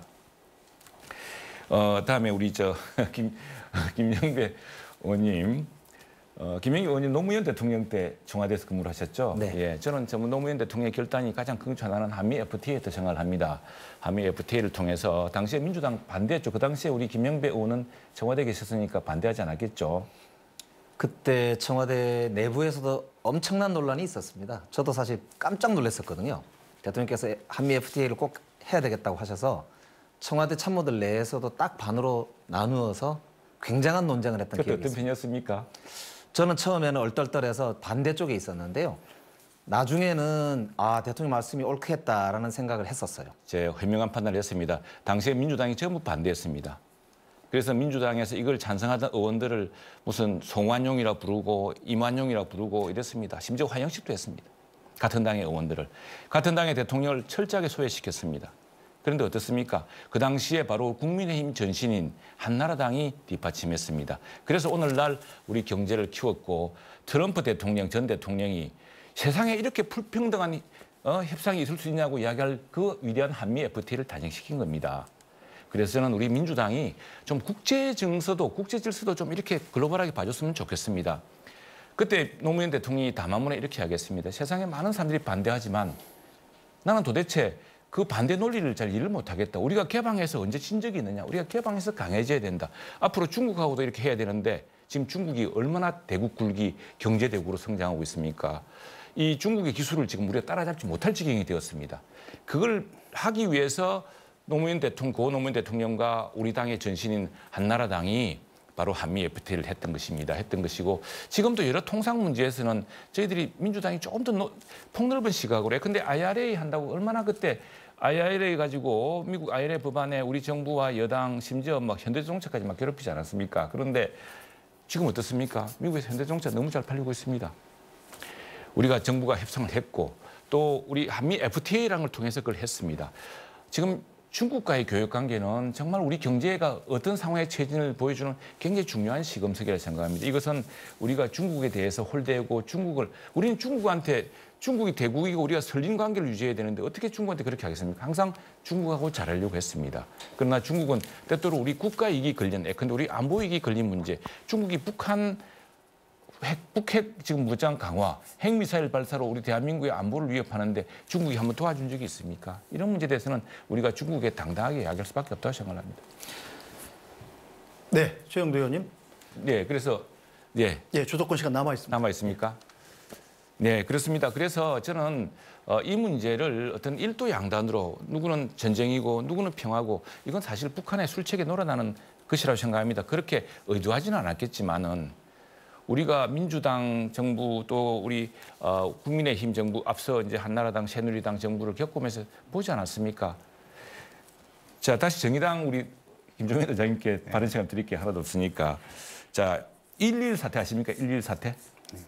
랭군 사태 아시죠? 칼기 폭파 아시죠? 이거 누구 짓입니까? 누구의 소행입니까? 지금까지 북에서 한 일로 지금 밝혀지고 있죠. 네, 밝혀지고 있죠. 그렇게 믿고 계시죠? 네. 예, 그렇습니다. 그런데 당시에 연속적 폭력에도 불구하고 우리 정부 심지어 앞서 그 박정희, 전두환, 노태우 정부 또 우리 정부도 마찬가지입니다. 압박은 압박대로 하고 또 이 문제는 이 문제대로 전쟁 방지 노력도 다 하고 전쟁 억지 높여 나가면서 또 압박도 하면서 남북 대화를 했습니다. 해왔는데 지금 김정은 체제가 매우 희한한 체제가 되어서 우리가 노력을 다 하고 있으면 어렵습니다. 김주희라는 지금 10살 됐습니까? 10몇 살 된 이 사람을 왜 자꾸 등장시킨다고 생각하십니까? 김 의장님은? 그러니까 제가 생각하기에는 지금 현재 윤석열 정부가 생각하고 있는 거는 너무 말하자면 천편일률적이라는 말씀을 드린 거예요. 아까 말씀드렸지만 압박도 하지만 평화적 노력을 아까 말씀하셨듯이 역사적으로 모든 정권은 평화적 노력을 30초 네, 알겠습니다. 답변권을 보장하셔야 됩니다. 그러니까 북에 대해서 압박도 하는 방식을 취하지만 한축으로는 평화적 노력을 아끼지 않는다는 거죠. 그런 것들을 안 하고 일변도를 갖기 때문에 이 문제에 대해서 조금 더 진지하고 성찰적 태도를 취해달라 우리 이렇게 김종인 말씀드리는 대장님 겁니다. 확실히 그렇지 않다고 말씀드리겠습니다. 저희들 노력을 다 하고 있습니다. 그러나 지금 핵미사일이 날아오고 우리가 갑자기 비상사이렌이 울리는 그런 시대에 살고 있는데 지금 그 시기에 자꾸 우물가에서 숭늉 찾는 이런 일을 할 수 없지 않습니까? 이때는 우리가 분명하게 북한으로 하여금 단념하도록 그렇게 하지 마라. 우리 대한민국이 정의당과 민주당이 똘똘 뭉쳐서 대응할 것이다. 라는 걸 보여주는 게 더 중요한 것 같습니다. 네, 최영도 의원님. 아직도 계속합니까? 2분 20초가량 남아 있습니다. 제가 아까 조금 답변 드렸을 때 3초 드리겠습니다. 아까 고 노무현 대통령님 말씀 주시면서 국익 위주로 외교, 안보 정책은 초당적으로 협력해야 되지 않느냐. 저는 매우 중요한 말씀이고 전적으로 동의합니다. 그렇기 때문에 오히려 좀 이렇게 저희들하고 대화를 해달라고 말씀을 드리는 거예요. 그러니까 저희들이 뭐 윤석열 대통령을 자꾸 비판만 한다고 그러시는데 만나주시면 저는 많은 말씀을 드릴 수 있고 또 말씀을 드리는 만큼 민주당도 또 도와드리는 게 있을 거 아닙니까? 그 적어도 원내대표를 좀 만나시든지 대통령께서 당대표를 좀 만나시든지. 자, 제가 답변하겠습니다. 저는 그래서 원내대표 그걸 좀 만났고요. 제지할 수 있습니다. 상임위원장도 두루 만나고 있습니다. 그리고 하고 싶은데 저는 제일 아쉬운 점은 이런 거라 생각합니다.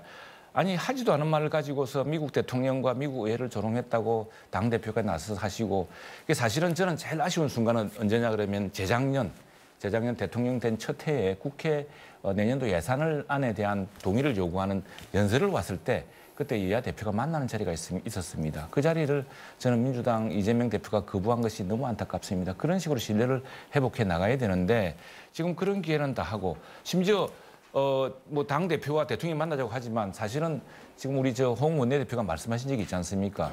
이전에 우리 당이 전에 야당일 때 야당 대표가 문재인 대통령을 만나자고 한 적이 있습니다. 그때 그런 사례가 없다고 거부하지 않았습니까? 그러니까 지금 당 대표끼리는 또 만나지도 않고, 그래서 이것은 이전에 우리 그 민주당 출신의 문희상 국회의장이 말씀하셨습니다만 당당 청청 뭐라 그랬습니까? 당은 당대로, 또 정부는 정부대로, 대통령실은 대통령실대로, 여당은 여당대로, 야당은 다 도리를 하면서 서로 인정하고 협치를 해야 되는데, 그런 점에서 너무 검사 독재라 그러는데, 그리고 뭐 검사 공천한다는데 지금 안 그렇지 않습니까? 너무 그렇게 몰아붙이지 말고, 그리고 당대표 본인의 리스크는 본인 스스로 해결하고 수많은 변호사들이 도와줄 겁니다. 제발 당을 놓아주시고 정말 이 문제를 가지고서 민주당이 상당히 훌륭한 많은 정치인들과 국회의원이 있어서 저는 우리 정치에 큰 도움이 될 거라 생각합니다. 네, 최영도 의원 주도권 토론 시간이 끝났습니다. 자, 계속해서 더불어민주당 김영배 의원 주도권 토론 시작하시죠. 예, 정치는 민심이고 정치는 약속입니다. 약속을 지키는 것으로부터 출발할 텐데요. 윤석열 대통령께서 선거운동 과정에서도 그랬고 누차 말씀하신 게 야당과 함께 국정을 풀어가겠다, 파트너로 하겠다 이런 말씀을 누차 하셨거든요. 그런데 지금 2년이 다 돼가는데요. 야당 대표를 한 번도 안 부르셨습니다. 대신에 압수수색만 뭐 300몇 번 했다, 이게 뭐 숫자 놓고 논란이 있습니다만 일방적으로 야당, 그것도 다수당인 야당의 당대표를 이렇게까지 장기간 대선 끝나고 보복하듯이 수사를 한 적은 없습니다. 그리고 수사를 했으면 일반적으로 생각할 때 검찰이 엄청나게 많은 숫자가 달려들어서 했는데 제대로 구속도 한번 못 시킨 거 아닙니까? 그러니까 이런 결과를 놓고 많은 국민들께서 윤석열 대통령이 너무 독주하고 폭주한다 이런 비판을 하고 계신 거거든요. 그러니까 국정 지지율도 답보 상태를 못 벗어나고 있는 겁니다. 적어도 야당에게 책임을 묻기 위해서는 여당이 스스로, 정부가 스스로 먼저 수신 제거하시고 모범을 보이셔야 된다. 그 말씀을 꼭 드리고 싶고, 그런 점에서 한번 다시 여쭤봅니다. 문재인 대통령도 그랬고요. 그전에 박근혜 대통령 그리고 이명박 대통령께서도 야당 대표를 그래도 1년에 한두 번씩 꼭 만나셨고, 그리고 야당 대표뿐만 아니라 필요한 경우에 국회에 오셔서 직접 연설도 하시고 신년 기자회견을 여러 차례 하셨습니다. 왜 기자들 질문을 안 받으시는지 모르겠어요. 지금 소통으로부터 국민을 설득하지 않으면 국민들의 불만이 임계점을 넘을 수도 있습니다. 오히려 야당이기 때문에 저희들이 말씀을 드리는 거예요. 정부가 국민의 신뢰를 완전히 잃어버리면 안 되잖아요. 국민의 민생이 있는데. 그런 점에서 제가 다시 한번 여쭤봅니다. 기자회견을 안 하실 건지 하실 건지 한번 여쭤보고 싶어요. 대통령실에서 결정할 문제고, 지금 이 문제에 대해서는 뭐 중요한 국민들의 관심이 있기 때문에 그 문제를 어떤 식으로 할 것인가를 아마 논의 중인 것으로 알고 있습니다. 그리고 이건 뭐 우리 대통령제의 좀 특성 비슷한데, 역대 정부가 사실은 약간 미국식 문화랑 좀 다른 것 같습니다. 우리는 뭐 미국 대통령 뭐 웨스팅에 보듯이 이렇게 하면 좋겠는데 문재인 대통령이 그렇게 했습니까? 그전에 그렇지도 않았고, 역대 대통령들이 조금 대통령의 문화가 좀 달랐던 것 같은데, 이 문제 저는 뭐 우리 김영배 의원처럼 대통령께서 이렇게 나와서 기자들하고 이야기하는 걸 좋다고 생각을 합니다. 그리고 또 도어 스태핑이라고 출근하면서 얼마나 대화하지 않았습니까? 그런데 참 유감스러운 사태가 생기고, 우리 또 참 그것도 조금 이렇게 너무 적대적으로 우리가 그 당시에 함이 다 나타나 있기 때문에 그 보고서 야, 이거 이렇게 해서 오히려 대통령과 언론이 일부 기자죠. 일부 기자 간의 그런 험한 모습만 보이는 것이 옳지 않다 해서 지금 말했던 것인데 그러니까 지금 그런 이제 문제는 네. 잘 예. 제지하셔도 됩니다. 네, 네. 고민은 이해합니다. 대통령제 하에서 대통령이 가지는 무게가 있기 때문에 이렇게 함부로 하기 어렵다 뭐 이렇게 하실 수 있는데요. 근데 2년 동안 기자회견 한 번 없다는 것은 처음에 좀 하시고 그 뒤로는 없지 않습니까? 이거 좀 심하잖아요. 특히 본인과 본인 가족에 대한 의혹이 너무 국민들한테 많이 제기되고 있고 또 해명해야 될 뭐 명품 백이다 이런 이야기들도 있잖아요.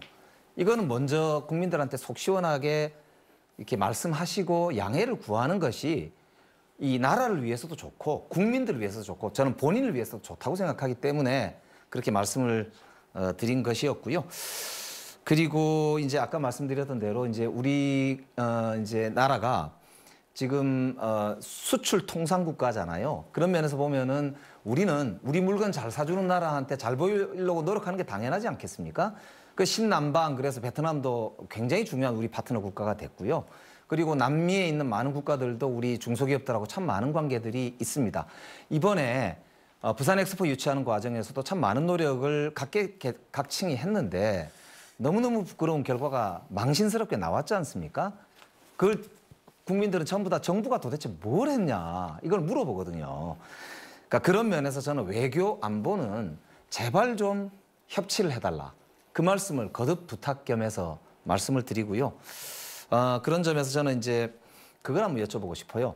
만약에 대통령과 이렇게 직접 만나는 게 좀 당장 어렵다면 여야정 정책협의체처럼 적어도 대통령 비서실장이나 정책실장과 함께 총리 혹은 장관 중에 책임자와 그리고 여당과 야당이 모여서 정기적으로 정책협의를 하는 자리라도 있어야 되지 않느냐. 그래야 물가도 잡고 지금 수출 위기도 해결하고 이런 노력들을 할 거 아닙니까? 통로가 있어야 말을 하죠.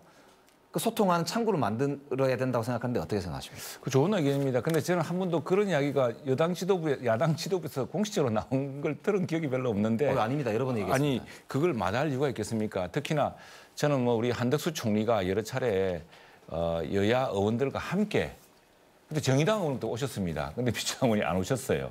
그러니까 뭔가 지금 총리는 좀 우리가 사실 총리를 중심으로 이 국정을 논의할 수 있는 게 지금 헌법 시스템입니다.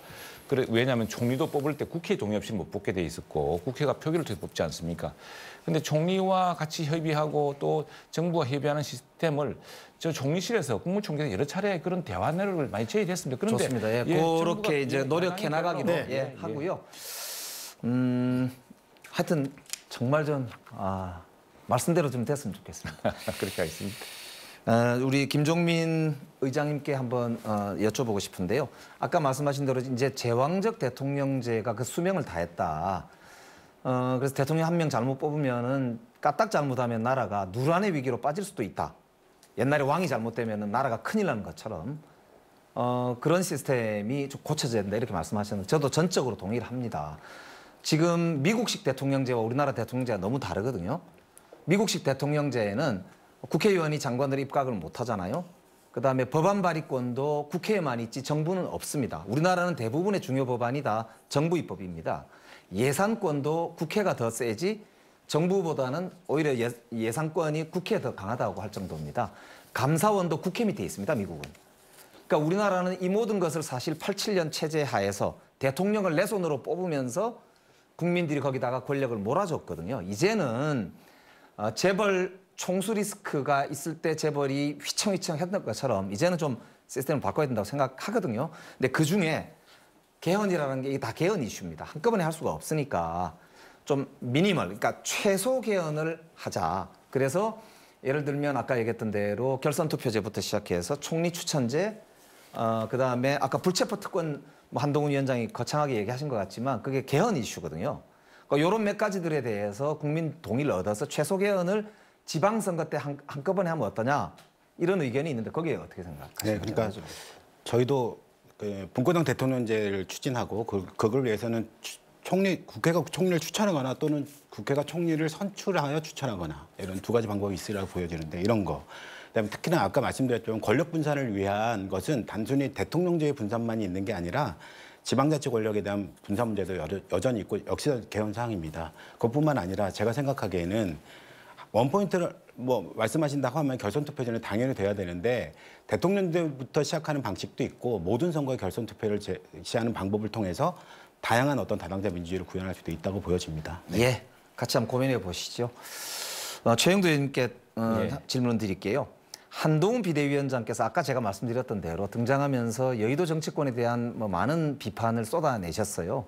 그리고는 본인이 새로운 정치를 하시겠다는 그런 여러 가지 약속을 하셨는데 그런데 지금 위성정당을 창당하는 놀라운 여의도 적응력을 보이고 계세요. 위성정당 창당은 누가 봐도 꼼수 아닙니까? 근데 국민의힘이 지금 위성정당을 먼저 창당하겠다고 지금 나섰어요. 한동훈 비대위원장이 말씀하시는 새로운 정치와 이렇게 꼼수 정치를 버젓이하는 이런 행태는 정면으로 반대 아닙니까? 그리고 아까 말씀드렸던 대로 국회의원들의 불체포 특권이 개헌 이슈인 걸 법률가이시기 때문에 누구보다도 잘 아실 텐데 개헌에 대해서는 이런 방구 안 하시고 제왕적 대통령제, 윤석열 대통령의 제왕적 행태에 대해서는 한마디도 안 하시고 그에 대한 대안도 없이 그냥 불체포 특권 하자는 식으로 포퓰리즘 비슷한 모습을 보이시거든요. 그리고 국회 의석을 줄이자. 줄일 수도 있지요.